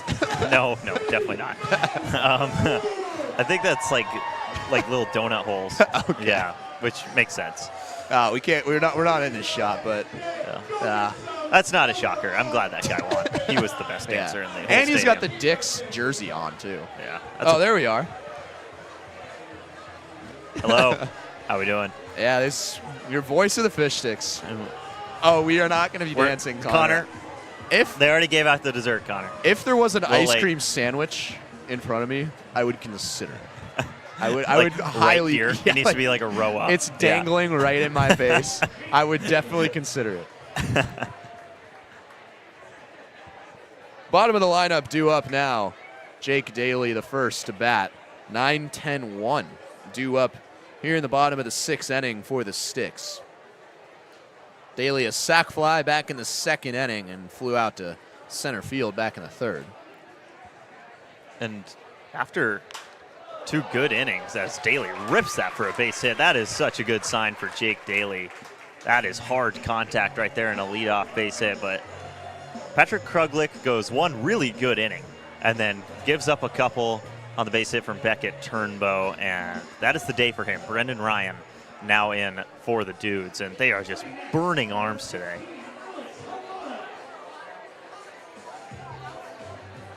Now to the 10-hole hitter, Alex Hamada. You don't say that very often. I say that every time I say it. So he bunts that one foul. That might have hit Marwin Yu in a region that doesn't feel too right good. In the Marwin. Right in the Marwin, yeah. So Hamada, we've seen a couple of brilliant bunts from him. Still probably the greatest bunt I've ever seen live with my own 2 eyes. Earlier in the year, bases loaded situation against the Utah Yaks. Hamada lays down a bunt down the 3rd baseline. It's curling towards the line. It just sits up right on the white line. I can't say chalk because it's turf, but it just sits up right on the line and brings home a run. It was a bases loaded situation. Just a beautiful one. I mean, wouldn't be surprised if he shows bunt again right here. With the Fish Sticks ahead, they're going to take every run they can get. Daly breaks out of a slump with a nice-looking base hit over to left field. Hamada showed bunt again. It's 2-0.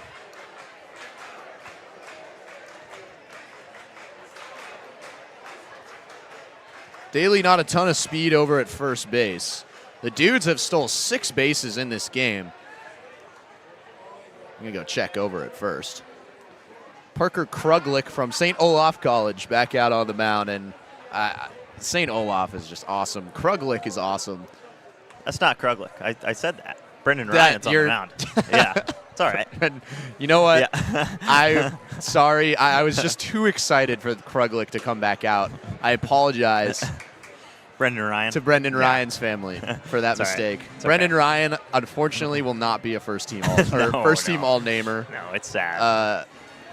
But he will replace Parker Kruglich. We'll circle back to Kruglich for first-team All-Name. Looks like they might have a timeout. Dude's head coach wants to talk something over, which is only going to elongate what has been a slow game here tonight on $3 Thursday, and just the offensive display we've seen from both of these teams today. It was a weird one in the early stages, but man, the Fish Sticks came out red hot, and then the Dudes responded right back, and then the Fish Sticks had a response of their own off the bat of Beckett Turnbow. They're looking to threaten once again with a leadoff runner on. Count should be, I think they were talking about the count. It said 3-0 on the scoreboard here at the Friar, but the count was 2 balls and 1 strike. 2-1. Hamada's showing bunt. Lucas Coma is creeping in at third base. Hamada's not going to get it down. Man, Marwin Yu is taking a beating behind the dish. That's not going to feel good. Yeah, he'll have to take a walk, man. It's kind of a thankless job being the catcher for a baseball team, and that right there is kind of when you have to just say, wow, good for him, man. Good for him.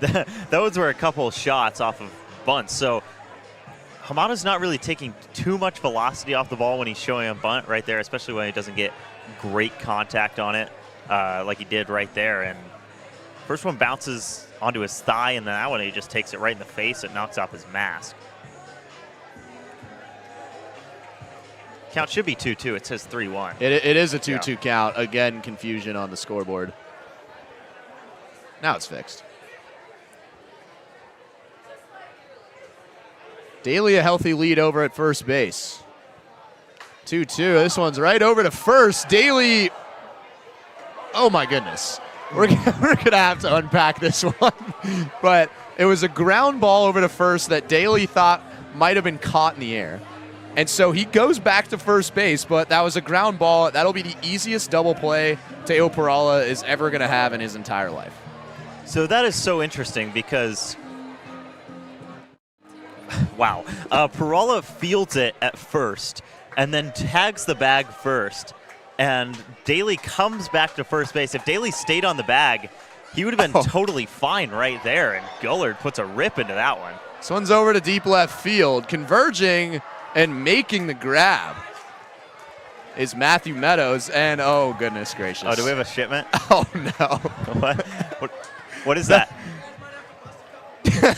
No, we're not doing that. Jake Rolling. You can have it, Jake. What? You can have it, Jake. I'm not. I refuse to dance on live television. No. You can have it. I'm serious. No. It's unprofessional. That was a good one, you guys. Hey, I'll take it though. I'll take it. No, you can't. That's low if you don't dance for it and take it. You just have to decline. Okay, well now see. Okay, here we go. So it's going to a.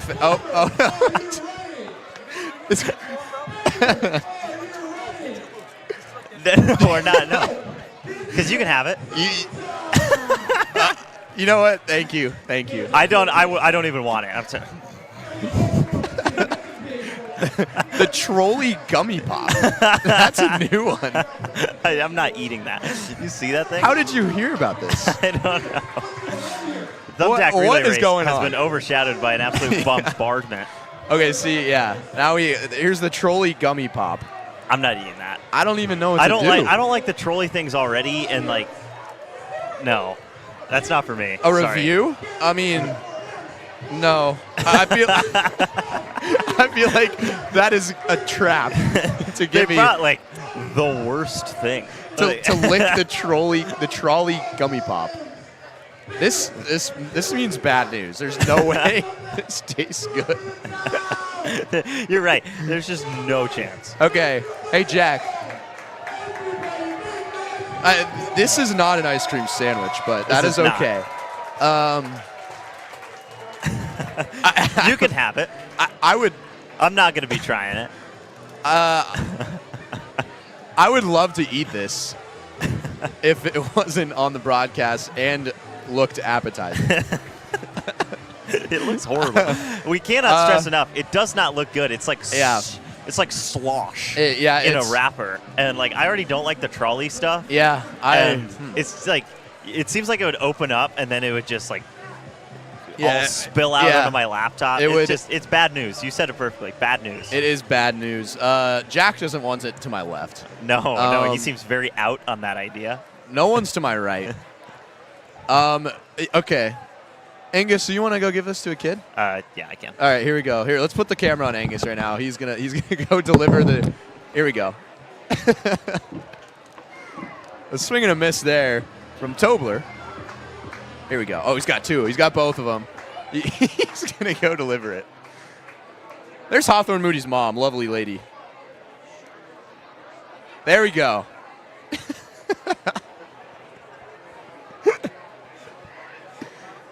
That was an adult, but that is okay. No, it wasn't.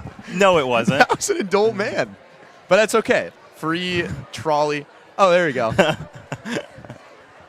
We can put the camera on them. Those are my friends from Gonzaga. That was not an adult. Don't give me that. That was totally an adult. That was a high schooler at oldest. Is he 18? Oh, now they're handing it off. Oh boy. Even they don't want it. I have bottled this. They were handing it off. I have bottled this one. Where is it? There we go. Yeah, we're handing it off down there. Okay, here we go. This is going to start a chain now. I'm not proud of that. It's not my fault they brought the worst thing ever up here. That is with no disrespect to Trolley. Their gummy worms aren't bad whatsoever, but it's not my choice. But I didn't. Oh, here we go.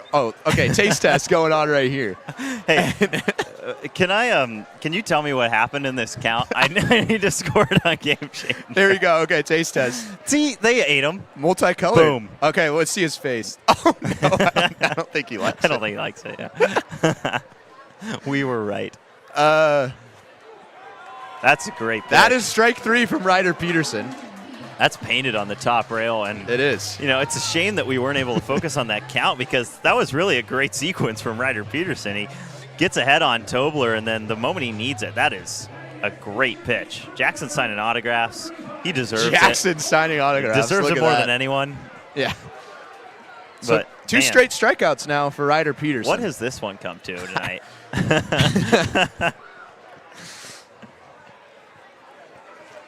We will not dance. We refuse. No. That's ball 1 now to Lucas Coma, who is having a heck of a night. There's Jake Rolling with Jackson. Are you trying to sign the jersey? I don't think that's allowed. That's not cool. They got to use those next year. 3 hits, 3 runs, 3 stolen bases in this game for Lucas Coma.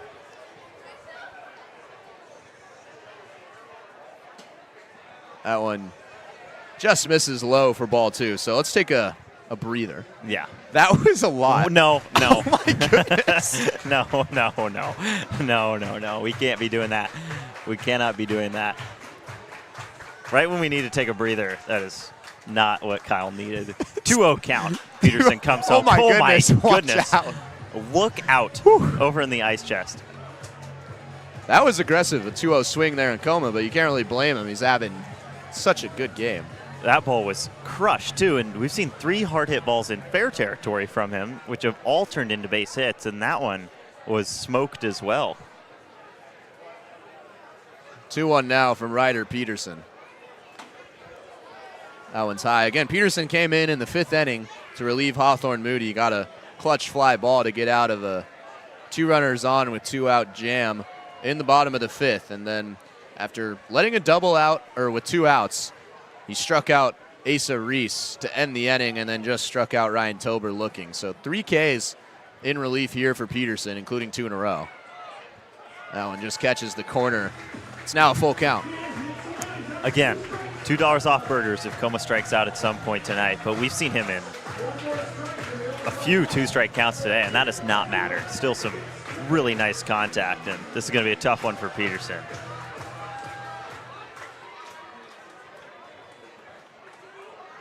Here's the payoff. This one's hit weakly into left field, and nobody's going to be able to get there. That is a tough one for Ryder Peterson, and the 4th hit of the game for Lucas Coma. I mean, when you're hot, you're hot. That is a ball that was not hit hard. I mean, total looping fly ball with all kinds of backspin on it, and it just sits up right there in the triangle between Will Cooley in left and Noah Kung at short. 4 for 4 for Lucas Coma on the night where he's the Dick's Burger batter. That is a tough one. Who chose that? Who chooses that? It isn't me. Yeah, it's not you. It's someone in the booth. And it's someone in the booth, and it's not you, which leaves one person. That's me. You know what? You just want to get us healthier. Yeah, that's all. I suppose. That's all. That's not what it was. But in my defense, I've been instructed to pick the best hitter in the lineup, or one of the best hitters for the Dick's Burger batter, and I picked Alex Chamberlain on a night where he hit a grand slam, and then I picked Lucas Coma where he went 4 for 4. So maybe I just know the league really well. Got to look at it that way if you're me right now, because I really should be public enemy number 1, and I didn't dance for the thing. I gave it to reportedly an adult who didn't even want it that bad, and could be 18. That's and now an I'm just not giving. Now I'm just not giving out burgers. The guy, it's impossible out. Not my night. Lucas Coma, I'm surprised he hasn't taken off. He's looking for his 4th stolen base of the night, but 2 of those have come when he's stolen 3rd base. Yeah, and Teo Perala, I mean, he's reached base both times, both of the last times he's gone up, and that's because he's been hit by pitches as well. That's what's putting Lucas Coma on 2nd, and then that's turning into double steals that have worked twice in a row. Here's the 1-1 that runs a little inside. It's a 2-1 count. The Dudes are going to have a response at some point. You can just feel it. This has been a track meet of a game. They're going to have that punch back because both teams have had a punch back for each other all night. 4 runs in the top of the 4th and 1 run in the top of the 5th. And just like that, the Dudes came back from down 6-1 going into the 4th inning. And then a 2-run double from Beckett Turnbow in the bottom of the 5th inning gave the Sticks the lead back. Nothing in the 6th. which is a shock. That was the first time, other than way back in the first inning, that no one plated a run. Here's the 3-1. Big swing and a miss for Perala. And a second straight full count now for Peterson. Yeah, and he really did what he was supposed to do on Coma and forced really weak contact. Should have been the first out of Lucas Coma today, but it just found green grass out there in left center.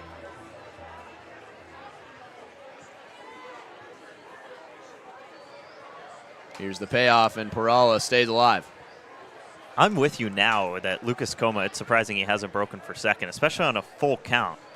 I mean, obviously you don't get the stolen base if it's ball 4, but Perala's going to be swinging at a lot of stuff, and seems like he would go at some point right here just because 4 stolen bases, that's just an impressive individual feat. Peterson looking at him. He stays put again. Another 3-2 and another foul ball from Perala. But these are harmless foul balls if he's going to second base, and obviously he's proven that he can steal bases. He's been doing it all night. He's been doing it all summer against the Fish Sticks.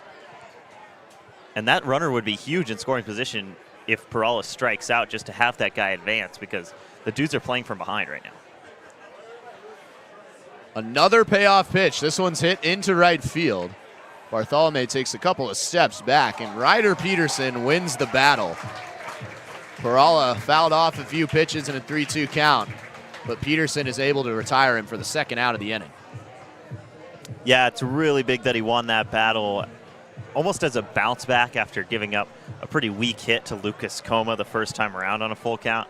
And now with not Kyler Malner coming up, it looks like they'll have a pinch hitter for him right here. That's going to be Orlando Young, who pinch ran for Malner last time out. But that's going to be the day for Ryder Peterson. Some more good innings from him against PIL opponents. He goes 3 full innings, and Peterson is coming out of the game. So DeGallier is going with the big 6'7" arm in Tyler Maurer. This will be the 3rd straight game at the Friar we've seen Tyler Maurer come to the mound. Maurer was so good in that 9th inning. It was a weird situation in that Honkers game. So he came in for the 9th just because I don't think the Fish Sticks had an arm ready to close out a game. They came into that bottom of the 8th down 4, ended up taking the lead, and didn't really have Finn Still ready to go. So Tyler Maurer came in, gave up a leadoff base runner, and then 2 big outs right after that. It looked like Finn Still was going to come in after that first out, but Maurer hadn't faced 3 batters yet. So he had to come back out after he thought his day was done. He went through the tunnel and everything, came back out, struck out the next hitter. That is just a huge sign of poise. And then finally got to come out of the game. Finn Still came in, got the final out of that game. And that was really impressive stuff from him, probably the best we've seen him throw out of the pen all summer. So with the longer game comes a nice sunset, and you can see the last remnants of the sunset there behind home plate. Lights are on, becoming a dark night here now in the bottom of the 7th inning. So Peterson, or at the top of the 7th, for Maurer. And another reminder that the DubSea Fish Sticks Youth Baseball Camp is coming to Mel Olson Stadium July 28th through the 30th. That's coming up. Players ages 6 through 13 will receive 3 days of hands-on instruction from former Fish Sticks head coach Elliot Kribbe, current Fish Sticks players, and assistant coaches as well. Campers will work on hitting, fielding, throwing, base running, baseball IQ, and more while training right here at the Friar. The camp will run from 9 to 2 p.m. each day and cost $250 per camper. They will also receive a T-shirt and 2 tickets to a Fish Sticks game. Go to gofishsticks.com/baseball camps to learn more. And this is a team that's excited about that one, so be sure to make that camp from July 28th through the 30th, and Elliot Kribbe will be returning for that one. He is a great baseball mind. Oh, Coma's dancing around over there. I mean, it seems like he wants to go over there, just hasn't gotten the sign yet. 2-0 now for Tyler Maurer. Again, we explained the whirlwind that he had the last time he was at the Friar against the Honkers in the 9th inning, but remained incredibly composed Coma stays put again. That one's a zone finder for strike one. So Young came in after Hawthorne Moody hit Kyler Malner in the protective part of his helmet. That would have hit his cheek if that weren't there. So out of essential precaution for the Dudes, Orlando Young came in to pinch hit, and now he's in the DH spot hitting 7th. As Maurer goes to check over at first base for Lucas Coma. If I'm Lucas Coma, I'm working on my 4th stolen base of the game. I mean, at some point, he might just go by himself because he's dancing around over there at first, and he's got a pretty big lead as well. There he goes, and he'll have to go back. Still a 2-2 count with 2 outs here in the top of the 7th inning. The Dudes have already come back from 5 runs down after plating 5 combined runs in the 4th and the 5th inning.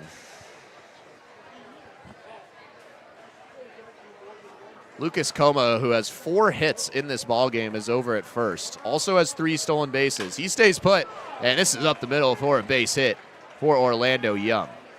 First at bat, and 1 hit for him. Great piece of hitting on a 2-2 count. Now 2 runners are on with 2 outs. And now here's what you need to keep an eye out on from the Redmond Dudes right here after, like you said, a really good swing from Orlando Young right there. The double steal has worked to perfection for them every time they've tried it today. And Lucas Coma has been the front of the train on both of the double steal attempts so far today. He's stolen third twice. So you got to watch out for him to go to third here, especially with a righty batter in Nolan Morey. Morey struck out back in the 5th, but had a single the inning prior and also scored a run. Also singled back in the 2nd inning and advanced to second base on an error in the field by left fielder Will Cooley, who otherwise has had a fantastic game out there in left field. He's made 2 grabs at the warning track running into the wall.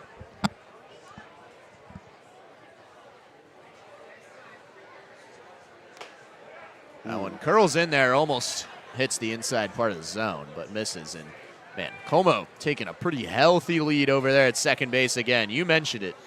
2 double steals already today, and the Dudes are 6 for 6 stealing bases tonight. Got to think he's going at some point. Stays put. That one is low for ball 3. Well, not anymore, because with Morey ahead in the count 3-0, no reason to risk a base runner like that. With Morey, very high probability he gets on base right here. But Maurer, I mean, you're going to have to battle back in this count. You don't want to load him up and put the tying run in scoring position. 3-0 count. Zone finder from Maurer for strike 1. And obviously, if this does get to a full count, runners will be moving. So with another strike here and then a base hit, it's going to be easy pickings for Coma to score from second on any base hit. And then you've got another mover over there at first base in the form of Orlando Young. Here's the 3-1. A walk would put the game-tying run at second base. This one's hit high in the air to left field. Cooley is going to camp under it, and he'll make the grab. So a big out there for Tyler Maurer. No runs in the top of the 7th. To the 7th inning stretch we go here at the Friar, an 8-6 lead for the Fish. Once upon a home in the Issaquah Highlands, the Parkers used Thumbtack for a new kitchen island. Now the pizza is cooking and the kids are excited. Thank goodness for Thumbtack and all it provided. Start your home story on Thumbtack.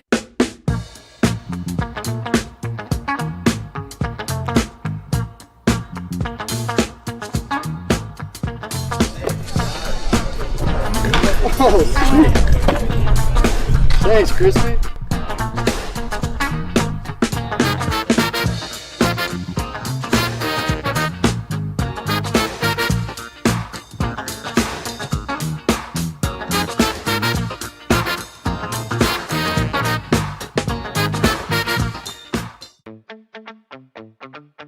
You ever wonder how Crispy gets to the Friar for games? He uses King County Metro's Rapid Ride H-Line.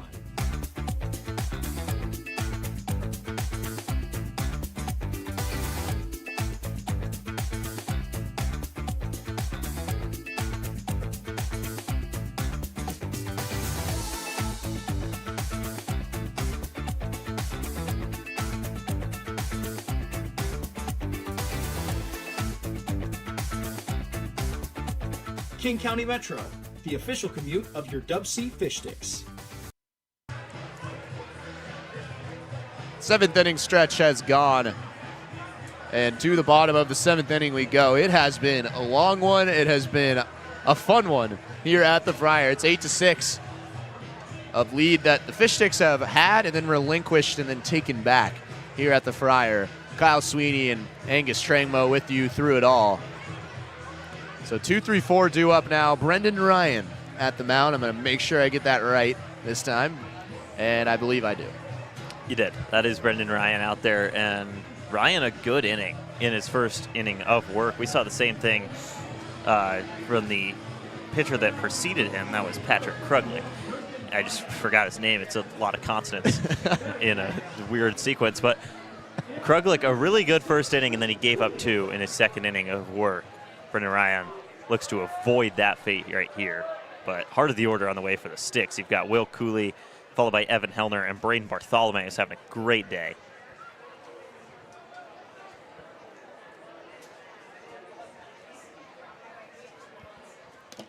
One-0 count now to Will Cooley.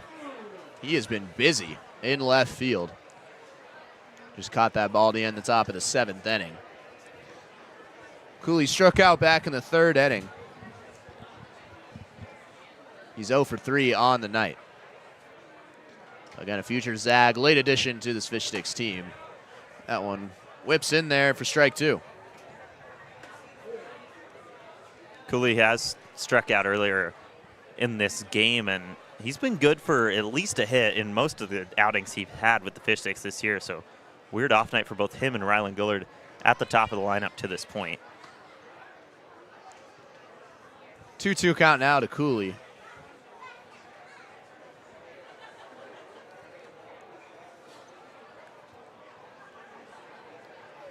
Ryan delivers. Cooley way behind for strike 3. So quick first out of the inning, Brendan Ryan. He might have heard that I didn't even realize he was in after all the commotion that was going on last inning and decided to whiz it past Brendan Ryan. That is an elevated fastball for sure for Brendan Ryan. Yeah, and I got the swing. It almost has rise to it a little bit out of that left hand of Ryan, and that'll bring up Evan Hellner. Hellner's got a hit today. He's 1 for 2. That one way up and in. Had a double back in the 3rd inning that skipped to the wall out in right field. Does have 2 runs in this ball game. He walked back in the 6th inning. Came around to score on a double down the left field line by Beckett Turnbow. That is the deciding factor right now in this game, that 2-run double that broke a 6-all tie. Hellner over to first base. Teo Perala reaches out to snatch it, and he'll step on first for out number 2. This has just been great work from Brendan Ryan out of the pen, and exactly what the Dudes have needed to stay in this game, because the Fish Sticks offense was firing on all cylinders in the first 5 innings of this game. They scored in 3 of those, and those were all multi-run innings. It's where they built that 8-run number they have on the scoreboard right now, and the Dudes just needed a pitcher to come in and keep Redmond within striking distance, and Brendan Ryan has done all that and more out of the pen today. Braden Bartholomew has been the tough out in the Fish Sticks lineup today. He is 3 for 3, doubled back in the 6th. He's scored all 3 times he's been on base. And Ryan might have done just that. Into the Bermuda Triangle, and man, a tough grab out there in right field by Tobler. He calls off Espindola at the last second. Bartholomew finally retired, and a quick 1-2-3 inning for Brendan Ryan. So just what the Dudes needed, but they're running out of outs, going to the top of the 8th with the 2-run deficit. That's going to bring Tyler Maurer back out onto the mound after a short rest, after getting out of the top of the 7th. But the Honey Hop. There we go. About to go down in left field. Someone's going to fall over forward like they always do. For sure. I'm going to say it's the guy on the near side to us. I'm going to say it's the guy on the far side. Oh, yeah, on the camera. Yeah, far side of the camera, near side for us. Here we go. That dude's falling forward. These guys plucked straight from the ice chest, so we'll see if this has an effect. This might be the slowest one we've seen. Yeah, it's a close one, though. Oh, here we go. Oh, wow. Oh, boy. He almost blew it down the stretch, but the guy that I picked to fall face first ended up winning. I just can't do anything right tonight. You do so many things right. Oh. You need to take a reflection Thanks, and just. I don't know. I've had the cold hand. I don't know. Right? Well, you didn't. There's choose so much the right. talk about who's got the hot hand. I've got the cold hand. I picked Lucas Cohen to be the burger batter. He's 4 for 4. You are supposed to pick the hardest one to Yeah. strike out, or else Yeah. Dick's will go bankrupt. So we have a few $2 off coupons from Dick's Drive-In Night. Great night. One of the best nights we've had this summer. Yeah, and that was quite the crowd, and they were treated to quite the game. They were. As well, but this is the first time in a while, I'm going to laugh while I'm saying this, but this is the first time in a while that we've seen the Fish Sticks play from ahead. Usually they play from behind, and they thrive in those situations, really, but I think this is the first time since last Tuesday in Port Angeles where we've seen them go into the back half of a game in the lead.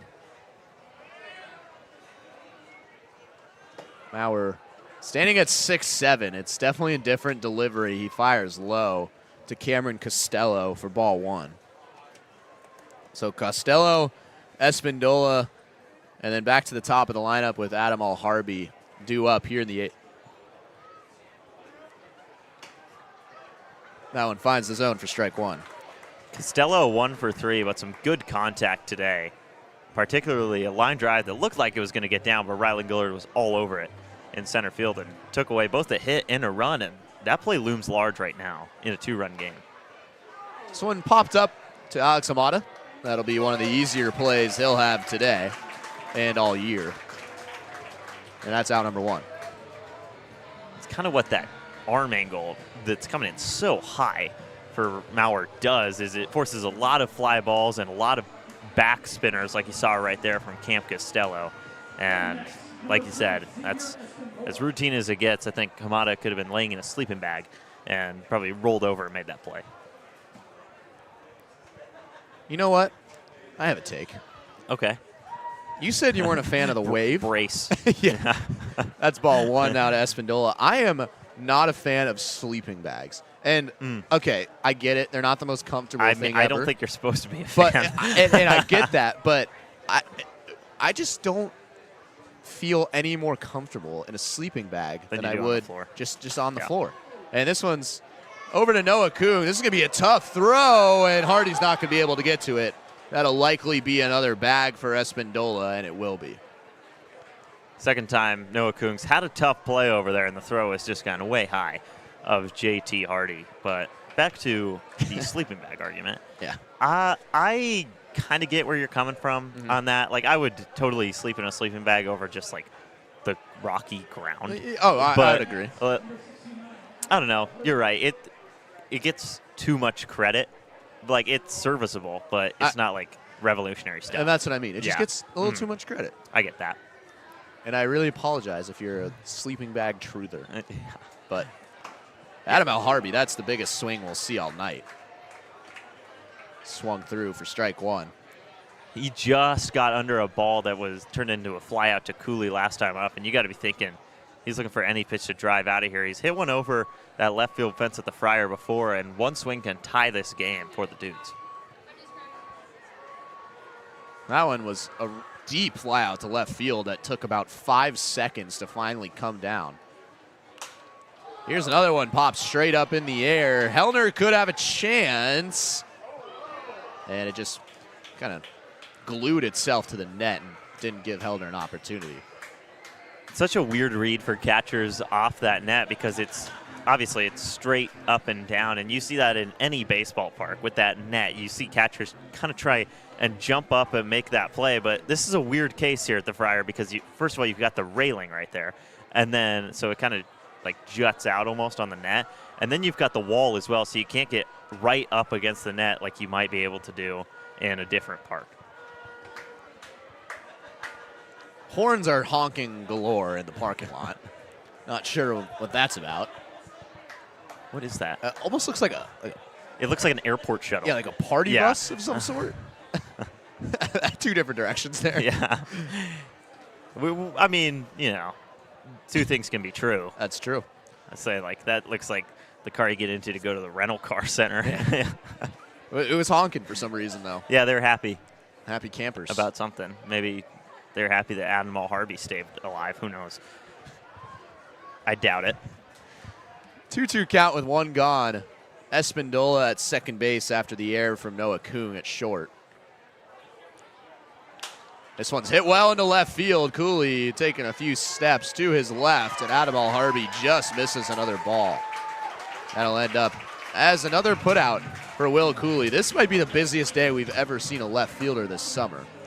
And Cooley's done a nice job, other than a single that he kind of mishandled that led up an extra 90 feet. But otherwise, two great catches at the warning track running into the wall to save a couple runs. Yeah, and Al Harvey, that was better contact than the first fly ball that he hit out to left field that he got under. That one was hit more on a line, but still, he could have done damage with that pitch and probably just a little bit ahead of it. That brings up Marwin Yu. He doubled his last time up back in the 6th inning. He's the game-tying run. And that's upstairs for ball one. We've seen so many hits down the line from him, whether that's a single or a double. He just loves those line drives that get over the corner infielders' heads. Trying to jut into this lead once again for the Fish Sticks. And Yu watches that on the bottom half of the zone. It's a nice pitch from Maurer. I think I took the words out of your mouth right there. Exactly that's a nice pitch from Maurer. I mean, fastball, obviously it's coming down already, but when he's able to put it on that low part of the zone, it's just got so much angle on it that it's hard to do anything with it. Shakes off a couple. Off speed. Good frame from Hellner, but it's above the zone. I've seen that a few times today where pitchers have gone off speed and it's missed just up, just not breaking down enough into the zone. And maybe that's just a testament to how the home plate umpire is calling it today, because some of those have looked like strikes. I think that one was pretty definitively high. Fastball in the zone, and Yu wants that one back. We've seen him turn that ball into extra bases this summer, and that time he's just way under it. But that's what Maurer does with that arm angle, is he forces a lot of those balls in the air that maybe not the best contact you'll ever see. 2-2 count with two gone, and Xavier Espindola at second base for the Redmond Dudes. A base hit would likely make this a one-run ball game. Marwin Yu is the guy to do it right now for the Dudes. Hard over to Beckett Turnbow. He makes the play and the throw across the diamond. That is a tough play for Beckett Turnbow. He made it look easy. Tyler Maurer through another inning unscathed, and to the bottom of the 8th we go. It's an 8-6 lead for the Sticks. And we are going to stay here for a special edition of Adult Tug of War. This is a $3 Thursday special. This is going to be a hoot. Yeah. Look at these guys. This is just going to be a good time. Here we go. Plain and simple. It's going to be the adults versus the college-age kids. Yeah. Adults is dad strength versus Oh, dude, I'm going dad strength. Yeah, man. I would have to agree. Yeah. Fueled by maybe a little bit of barley and hops. A little. Here we go. Oh, boy. Oh, what's going on here? So Crispy and Josiah have cheated. Crispy is the difference in this game, which, shocker, 6 beats 5. So, I mean, if you want to get technical, we did win. The dad guys did win, but it was pretty clear who was going to win that tug of war. Crispy, I don't know if that's legal. I'm not sure that is either. Now he's walking off like Conor McGregor, like he did something. He won 6v5. He's 9-10 now in the Crispy race, and he is just feeling himself. Thinks he is, that guy. Yeah, he is that guy. Brendan Ryan has been that guy right now for the Dudes. He has kept this game within reach. And the offense, shockingly enough, in a game where there were 14 runs in the first 5 innings between these two teams, the offense has not held up their end of the bargain for the Dudes against Ryder Pearson and now Tyler Maurer. But Brendan Ryan has done anything and more to keep the Dudes within striking distance. And obviously, they've still got time to get back into this game. They obviously have a top of the 9th inning where they can score runs, but they've run out of time, and that is not because of Brendan Ryan screwing up on the mound. He's been great. So Kung, Turnbow, and JT Hardy, 5-6-7, due up for the Sticks. Becca Turnbow's 2-run double back in the bottom of the 5th inning is the last time we have seen a run plated. We thought we were in for an absolute slugfest, and we are. It is an 8-6 ball game, but zeros across the board since the bottom of the 5th inning. The Fish Sticks trying to tack on some insurance runs here in the bottom of the 8th. Noah Kuhn takes a look at ball 1. Kuhn 1 for 2 on the day, a base hit seemingly ages ago, back in that 2nd inning where the Sticks played a 3, and he is drilled. He is a ball magnet. Yeah. That is now the 8th time he has been hit this season. That is atop the team lead now. I think the only guy in front of him is Braden Bartholomew this year. And Bartholomew is an everyday guy. Kuhn is not. That ties Braden Bartholomew's team lead in hit by pitches. And Kuhn has a notably smaller sample size as well. So he gets hit a lot, that's for sure. Kuhn is great at finding his way on base. Turnbow way behind that fastball. Again, we mentioned what happened the last time he was up. It was when we were talking to his good friend Jake Rolling back in the 5th inning. Ripped one that one-hopped the wall out there in the left field to score both Evan Hellner and Braden Bartholomew. That is right now the decisive hit.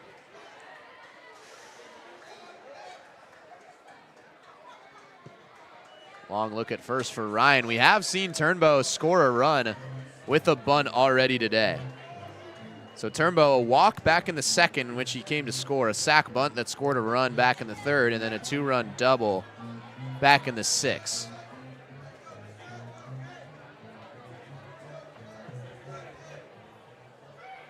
Kuhn takes off. It was a hit and run, and that is fouled off by Turnbow. Turnbow's had a really good day. He's 1 for 1 with that double, obviously drove a run with that bunt, and both him and JT Hardy have driven in 3 runs on the day, both with 2-run doubles as well, so kind of mirroring each other's days at the plate in the 6 and 7 spots in the lineup. News to some people.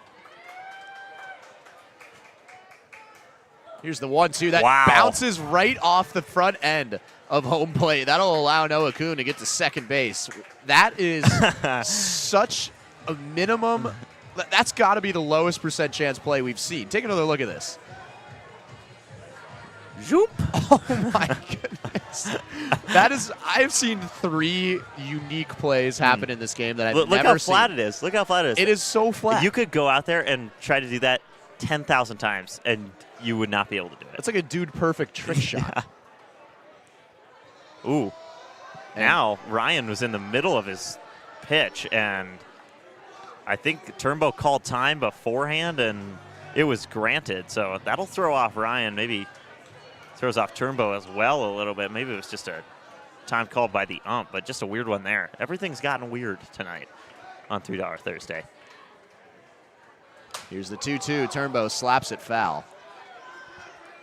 So Noah Kuhn advanced on that just inconceivable play. It might seem minor, but that is so hard to do. That's barely any ridge. I mean, wow, that was cool. I can't lie. Another 2-2. Turnbow turns on it. That'll get past Al Harvey. Noah Kuhn is going to be waved in from 3rd. Turnbow going to 2nd. Beckett Turnbow is having himself a ball game tonight. His 2nd double, his 4th RBI, and he extends the lead to 3 runs here in the bottom of the 8th.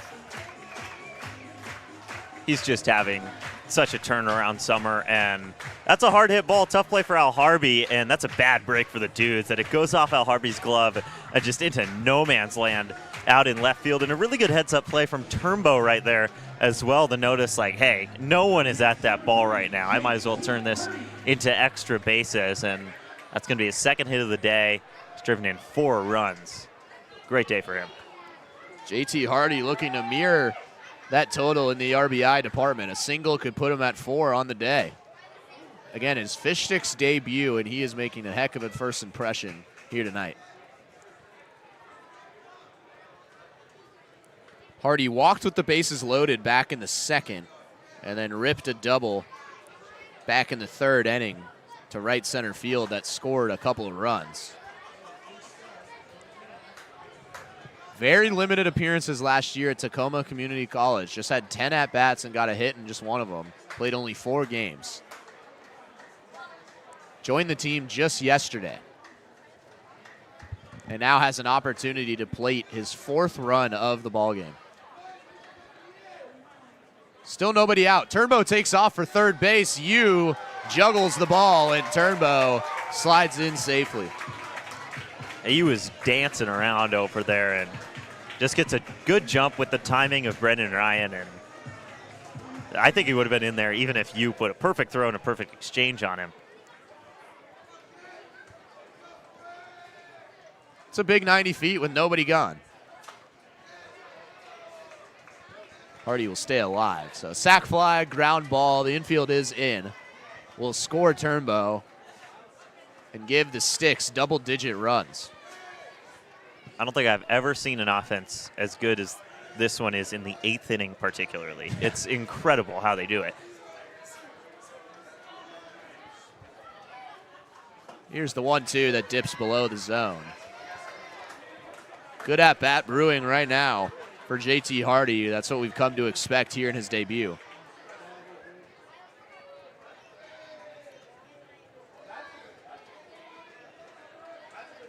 Here's the 2-2. That one's also low for ball 3. There's no one moving in the Redmond Dudes bullpen, and this is Brendan Ryan's 3rd inning he's been out on the mound. He's thrown 2 scoreless coming into this 8th inning, and then obviously gave up a run on the Turnbow base hit, but he's the last arm on the Dudes line tonight. Here's the payoff once again in the turf. Man, JT Hardy has shown off his plate discipline today. That's the 4th time he'll reach base today. And now they'll go out to talk to Brendan Ryan. Yeah, and the Fish Sticks, I mean, this is all insurance at this point, but with some nice timely hitting from Tyler Eisenhut and company here at the bottom of the lineup as, I was fooled. They had no one in the bullpen because their next pitcher was hanging out in the dugout. So that will be the day for Brendan Ryan, but some timely hitting in the back third of this lineup from the Fish Sticks can put this game on ice for the frozen jerseys. Wow. Dance to that one. That's a classic. Put it on ice for the frozen jerseys. What was the thing you said earlier in this game? It was like a Creed quote. It was not a Creed quote. It sounded like it. Yeah. Ooh, here we go. This is fun. Cam Costello is on the mound for the Dudes. He was in the 9-hole today.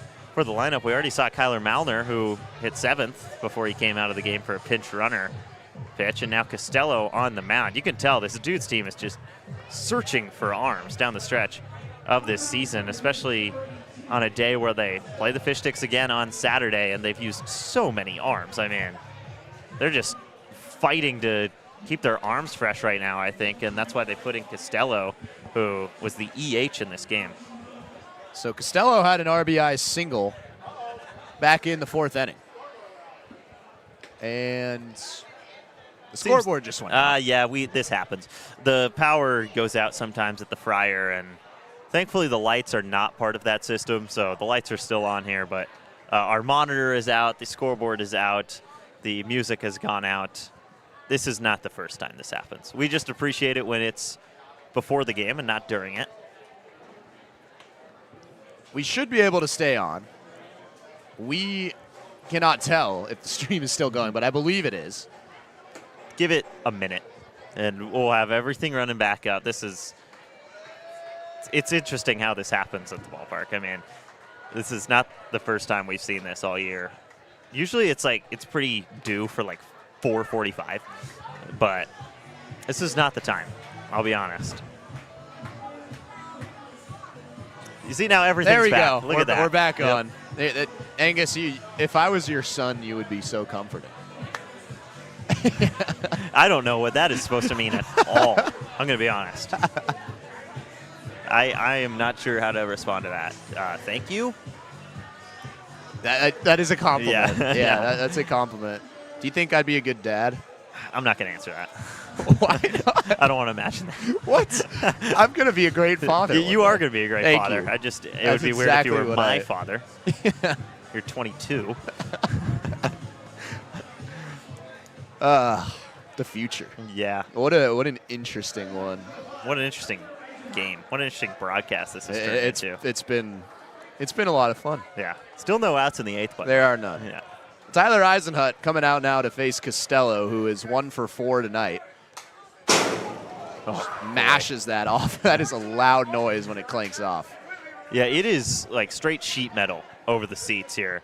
And it's almost got the Husky Stadium where it has the rain covers over the seats, which is really nice for the fans, especially when we've got the drizzle. We've seen that a couple times this year, but it's loud for sure.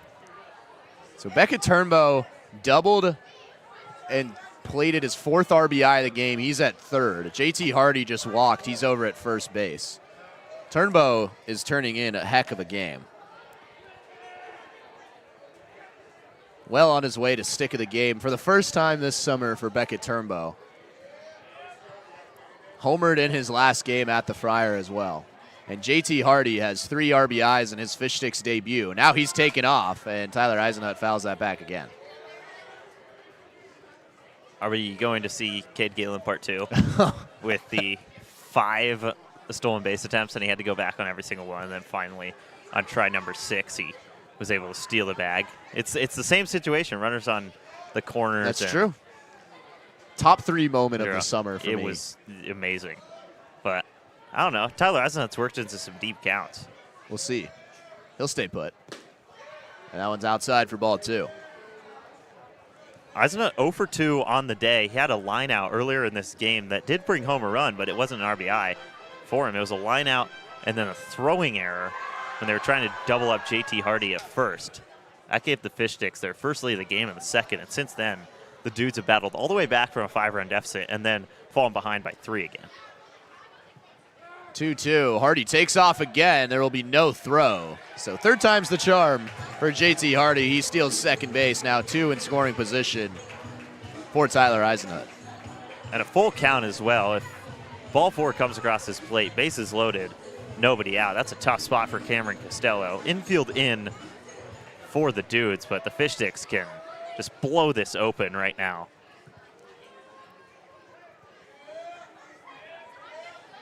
Costello is hitting 8-hole tonight. He shakes off a few pitches and too many for Tyler Eisenhut's liking. Outfield also playing in. The Dudes just trying to keep themselves in this game. So any nice contact from Eisenhut will be trouble for Redmond. Here's the payoff, and that's way outside for ball 4. Second walk of the game for Tyler Eisenhut. He'll trot over to first. And now a big opportunity for Jake Daly to blow the head off of this game right now for the Fish Sticks with the bases loaded and nobody gone. Daly's got a hit in this game. It was a line drive single through the left side, and the Dudes are going to have a talk with Cam Costello before any of this goes down. I mean, this has been such a weird game, and obviously the Dudes have the ability to put a bunch of runs in an inning. We've seen it a couple times this summer. We've already seen it today with that 4-run fourth. So the Fish Sticks will take any run they can get. But again, some timely hits from Daly, Hamada, and then into Gullard in the top of the lineup will put this game out of reach here in the bottom of the 8th. And the Dudes did plate 4 in the top. That's, as you were mentioning, this team can get going in a hurry. So any insurance runs are needed. We've seen crazy things happen this summer, whether it be the Fish Sticks or their opposing. And Jake Daly, who was really struggling in July. He had a great June. He was slumping coming into this game. He had a hard hit single to left field back in the 6th inning, trying to get him kick-started again.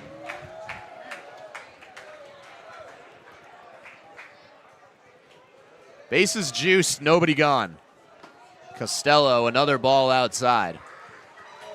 I mean, no reason for Jake Daly to swing right here. I was already such a disciplined hitter at the plate, but Costello just walked Eisenhut on his first batter of the day, and again, no reason for Daly to offer it anything until he sees a strike. There's a strike that just hits the outside half of the zone.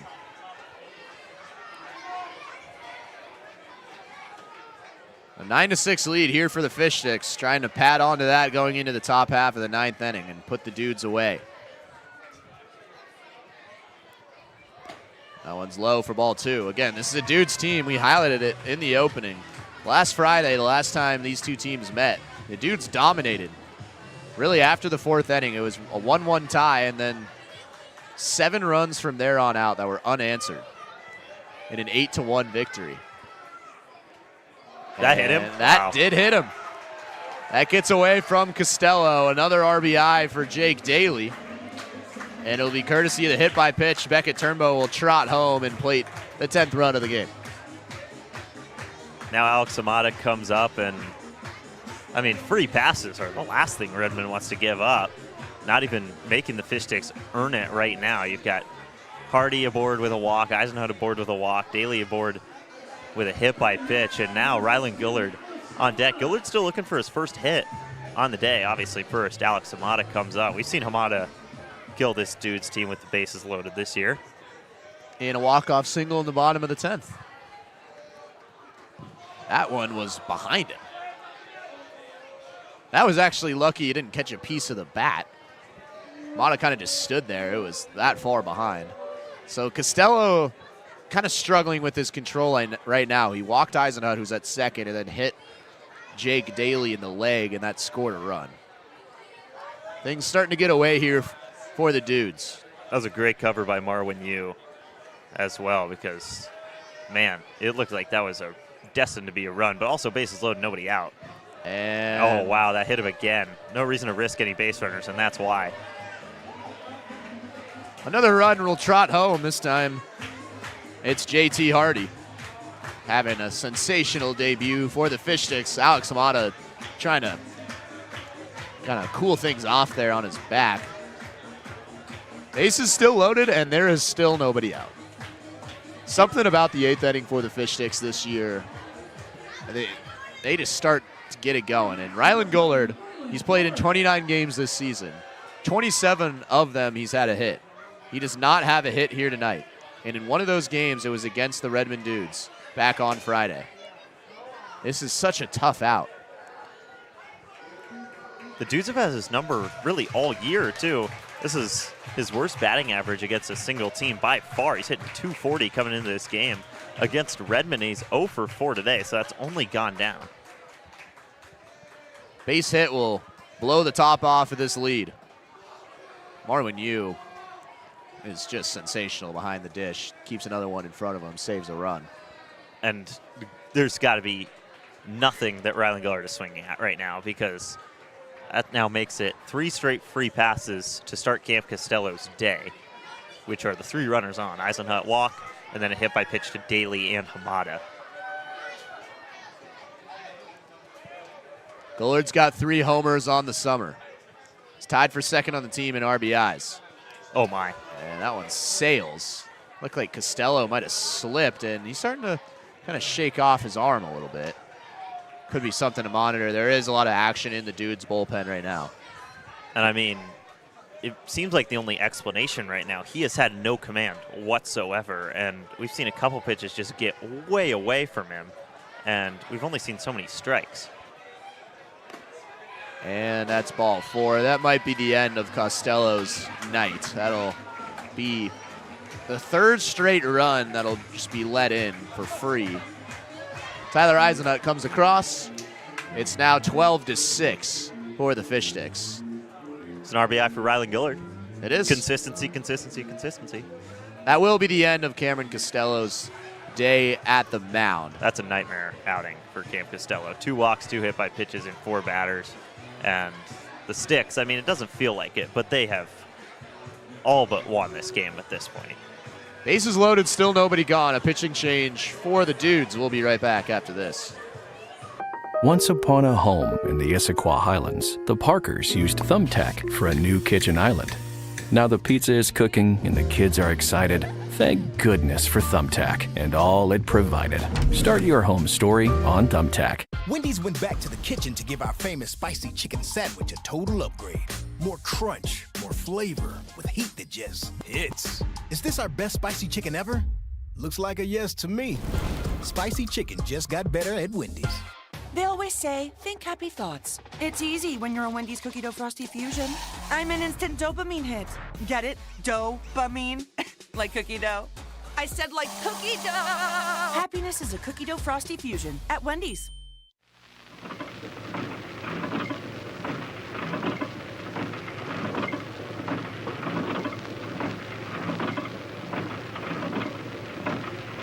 Oh, Audrey, look over there. Where? Oh, a whole herd of Rainier beers. Not herds, Audrey. Rainier's come in 6-packs. Oh, Wake up, Harley. Harley, look at the Rainiers.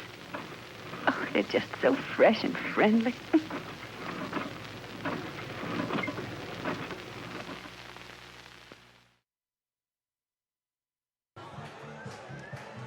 So Kenny Chu is now on the mound for the Dudes. This is a guy we saw in the lineup on Friday. So another dual player for this Dudes team. And after a nightmare outing from Cameron Costello, it was Chu that is now called on. So the right-hander comes in. 4 runs have already been plated in the bottom of the 8th inning. It is 12-6 Sticks. And the bases are loaded, and there's nobody out. Yeah, Cam Costello, I mean, that is a rough one for him. And the Dudes don't have a game tomorrow, but still, they are doing anything to save arms for that game against the Fish Sticks right here at the Friar on Saturday. And it's a pretty thin dugout for the Dudes anyway. And now this is the 2nd straight position player, if you will, to come into the game. And just another warm-up pitch that gets away. You can hear the Friar just kind of laugh it off just because of what Cam Costello did before Chu came in. This game's taking forever, man. This is a long one.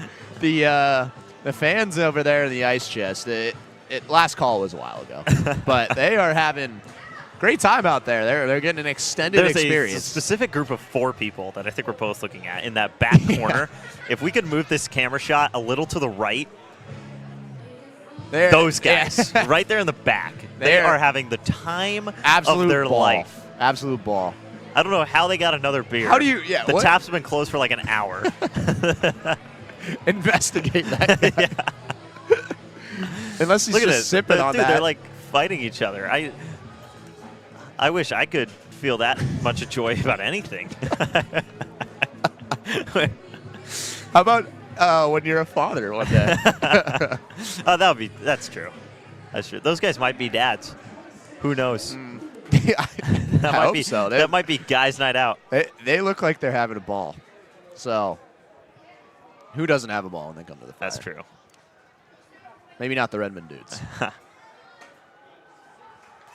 Oh, was he not just pitching lefty? Do we have a? We have a switch pitcher. Okay, this is a long baseball game, but I swear I just saw Kenny Chu pitching left-handed. As Will Cooley takes this into left field, and that'll get down. It was a valiant effort by Meadows. But 2 runs will come across if Alex Hamada can evade the tag, and he cannot. What a throw out there in left field to save a run. Chaos. That is what is being used to describe this game. Yeah, so that's Nolan Morey now out in left field. Morey has traded spots with the right fielder Ryan Tobler, it seems. And Morey, the new guy out there in left, mishandles the ball, 1 run scores, but finally they get the first out of the inning on an outfield assist. And yes, it's a switch pitcher. This is incredible. What? Okay, so he started right-handed against Cooley, and now he is pitching left-handed. That is a new one. I've seen videos. That is a new one for me in my baseball experience. You can kind of see the special glove a little bit, too. Yeah, it's more like round than a normal glove would be. Like, it's got the arc, just so there's more room for all the finger holes that it has to have. Evan Hellner's huge hack. So that did play to run on that single from Will Cooley, but Alex Hamada got a little greedy and was gunned down at home. So here he is. Switch. So, yep, he was pitching right to Will Cooley, and then he switched. That is also the biggest glove I've ever seen, because it has to be. And way out in front is Evan Hellner. Look at that. The left hand works for Kenny Chu. 3 pitches, 3 strikes, and Hellner, one of the most dangerous hitters in this lineup, is sat down. Yeah, I mean, that was a big-time chase. The score is 13-6 as well. I'm not sure anyone in the stadium cares at this point. It's just been such a wild 8th inning that, man, I don't know. This has been so weird, and Braden Bartholomew has another hit. That'll score another run as well. Rylan Gullard is going to round second and come home. Now it is 14-6, and Braden Bartholomew has his 4th hit of the game. And, wow, I mean, he is scorching hot right now. It is, we are going to give stick of the game to Beckett Turnbow, but, man, Braden Bartholomew making a heck of a case. We'll see. Beckett Turnbow is on deck. He has an opportunity to respond. But 6 runs here in the bottom of the 8th inning. It is a 14-6 lead. We have a switch pitcher on the mound. That's the 6th run of the 8th inning as well for the Sticks. And the 8th inning is just like the secret sauce for this team. This one's popped over. Watch out. He's running out of room and realizes it. Now, he actually could have probably gotten to that. I think there might be some guys or trash cans or maybe one Connor Lee in the way over there. Fellow Zach Connor Lee, by the way. Yeah. But, man, this game has just turned on its head. If it wasn't on its head already, it's now bouncing on a finger. And like you said, Beckett Turnbow is on deck. He's got 2 doubles in this game. He's driven in 4 runs. He could turn his day from good to amazing with another hit. Noah Kuhn got a little gift on that possible foul out. This time he decides to just send it into the soccer field instead. Switch pitcher, man. That has got to be hard to do. He just struck out Evan Hellner on the left side. Of course, he's targeting the right-on-right matchup. Will Cooley did single against the right hand of Kenny Chu. Curled in there and called strike 3. Strikeouts with both arms in the inning. That is pretty cool. Impressive for Kenny Chu, but 6 runs are plated in the bottom half of the 8th. It is a 14-6 lead for the Sticks, and they have all but taken control, and it was all smiles for Kenny Chu after that, but not for Noah Kuhn. Yeah, you could see he didn't like it. That's probably a 14-6 call, but a really good pitch nonetheless from Kenny Chu. And out in the water taxi, Cole Miller coming out. Bit more low leverage than I think he expected today. Coming in an 8-run game now as opposed to a 2-run game, but Miller comes in. This crowd that was really jam-packed. It's just been such a long game that if you look at those seats, so many people have left. They've been at it forever tonight. Oh, there's Connor Lee. There he is. Social media manager getting the perfect shot. Still won't show off his haircut, but that's okay. refuses to take off that hat. It's like Ratatouille. There he is. He's pointing at us, but oh wow, no, take the hat off. Take look the hat there. off. He's signaling to us. No, he doesn't want to. Oh man, see, he's still got another year at Gonzaga, and I can tell you, watch out. What does that mean? Watch out. The bars at Gonzaga are not ready for Connor Lee. Cole Miller has had a really good season. He started out the year pretty slow from the mound, but he has been able to get out of every jam imaginable this season and is boasting a sub-3 ERA. ERA is sitting right at 3 right now, so he has been really good. And the weirdest thing is that there's a lot of contact off Cole Miller, and he's given up quite a few hits this summer, but he's left so many runners on.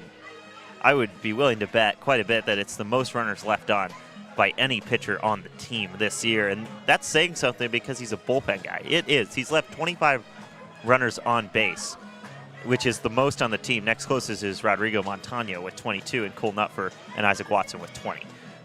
And Nutfer is a starter. We've seen Watson start a few games. We've seen Montano start a few games as well.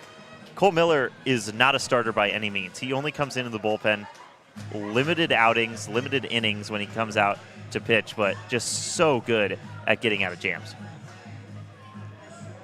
He's pitched 18 innings. He's let up 25 hits, but only 6 earned, and he's right at 3 ERA. So that kind of speaks to how good he is at getting out of jams.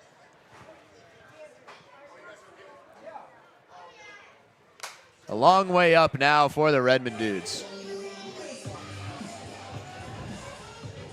Asa Reese's day is done. That's now Maddox Nichols at the plate, and now in an 8-run game, I think the Dudes just saving at-bats for the game on Saturday. That one's up and in for Cole Miller. Man, the game turned on its head, both on the field and in the broadcast in the bottom of the 8th inning. This has been a fun game. It's been long, but it's been fun. That one finds the zone for strike 2. That's really nice stuff from Cole Miller, and it's going to be primarily fastball for him. I'd say about half the pitches he throws are heaters, and it's a good heater. It's just that it turns into a lot of hits. And that's on the corner, called strike 3. Great start for Cole Miller.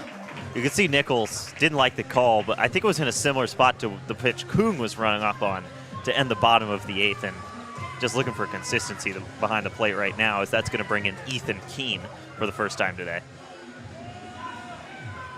Keene struggled in his last game against the Fish Sticks. He was 0 for 4 with 3 Ks and executed the cleanest bat snap we have ever seen down the first base line. Just one try, just right over the thigh. It looked like a toothpick. Yeah, and if you've ever tried that, it is so hard. Not saying I've tried it. Maybe with a golf club. But not with a bat. It is an incredibly difficult feat that he made look easy. Yeah, it really did. I mean, you know, obviously it doesn't count towards his stats, but we were both very impressed. This one's up the middle, and Gollard's going to come in. That's a frustrating out for Ethan Keene for out number 2. He has had some frustrating outs against the Fish Sticks. It seems like he gets good contact more often than not when he's up there, but just hasn't found ways on base. And Cole Miller, 2 up, 2 down. He's only thrown 6 pitches. And that'll bring up Griffin Potter for the first time. So the Dudes really digging into their bench here, and that does take out Lucas Coma. So Coma finishes 4 for 4 on the day, 3 stolen bags. He crossed home plate 3 times. Just so impressive what he was able to do today, but his day is done. Griffin Potter, and to the delight of the kids still remaining in the crowd, number 67. It's only right. They are yelling behind home plate. Do you think he chose that on purpose? Had to have. Oh, my goodness. Crispy's egging him on, too. Not helping.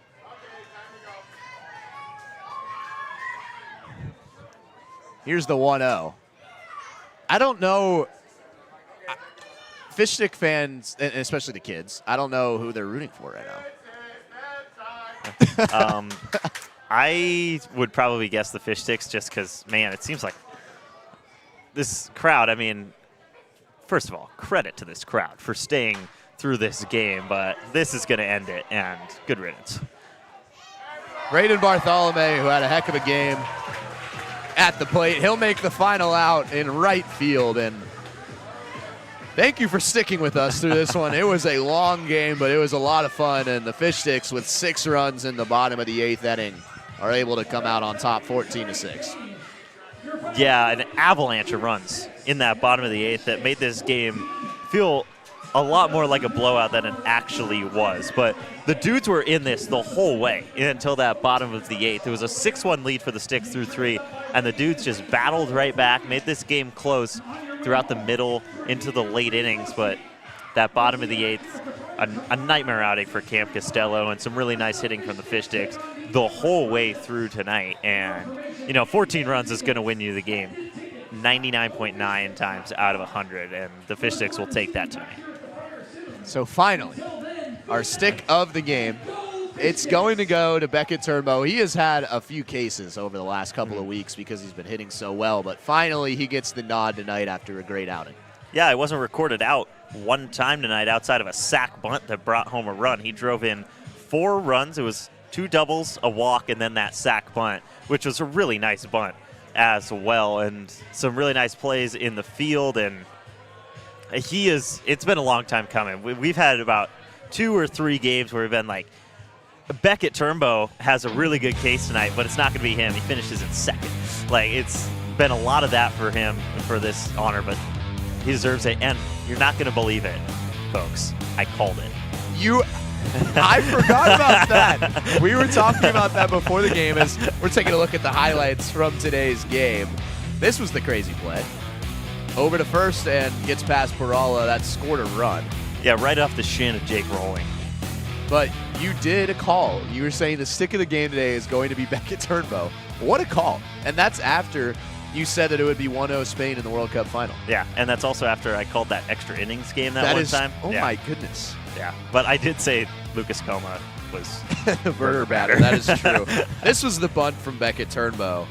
Again, he's up in a bases-loaded situation. He is more than a capable hitter, and he got the sign and executed it to perfection. He almost beat that tag, too. He almost got around it for a base hit because he can fly. He also had a stolen base of third today. Just a really good all-around game, and there's the swing that gave the Fish Sticks the lead that they would not give up. That started 8 unanswered for the Sticks. As we're talking to Jake Rolling, his good friend, and then this was in the 8th inning. That would go down as a hit. That is an impossible play for Adam Alharby. That would score Noah Kung and become the 4th RBI of the game. And then Will Cooley just adding a cherry on top. Would have been a spectacular play by Nolan Maury and Braden Bartholomew, who we need to give a shout-out to as well. He was absolutely fantastic in this game. Put the icing on the cake. All smiles over there. And we'll get to talk to Beckett Turnbow in just a second. For the first time this summer, well-deserved for him.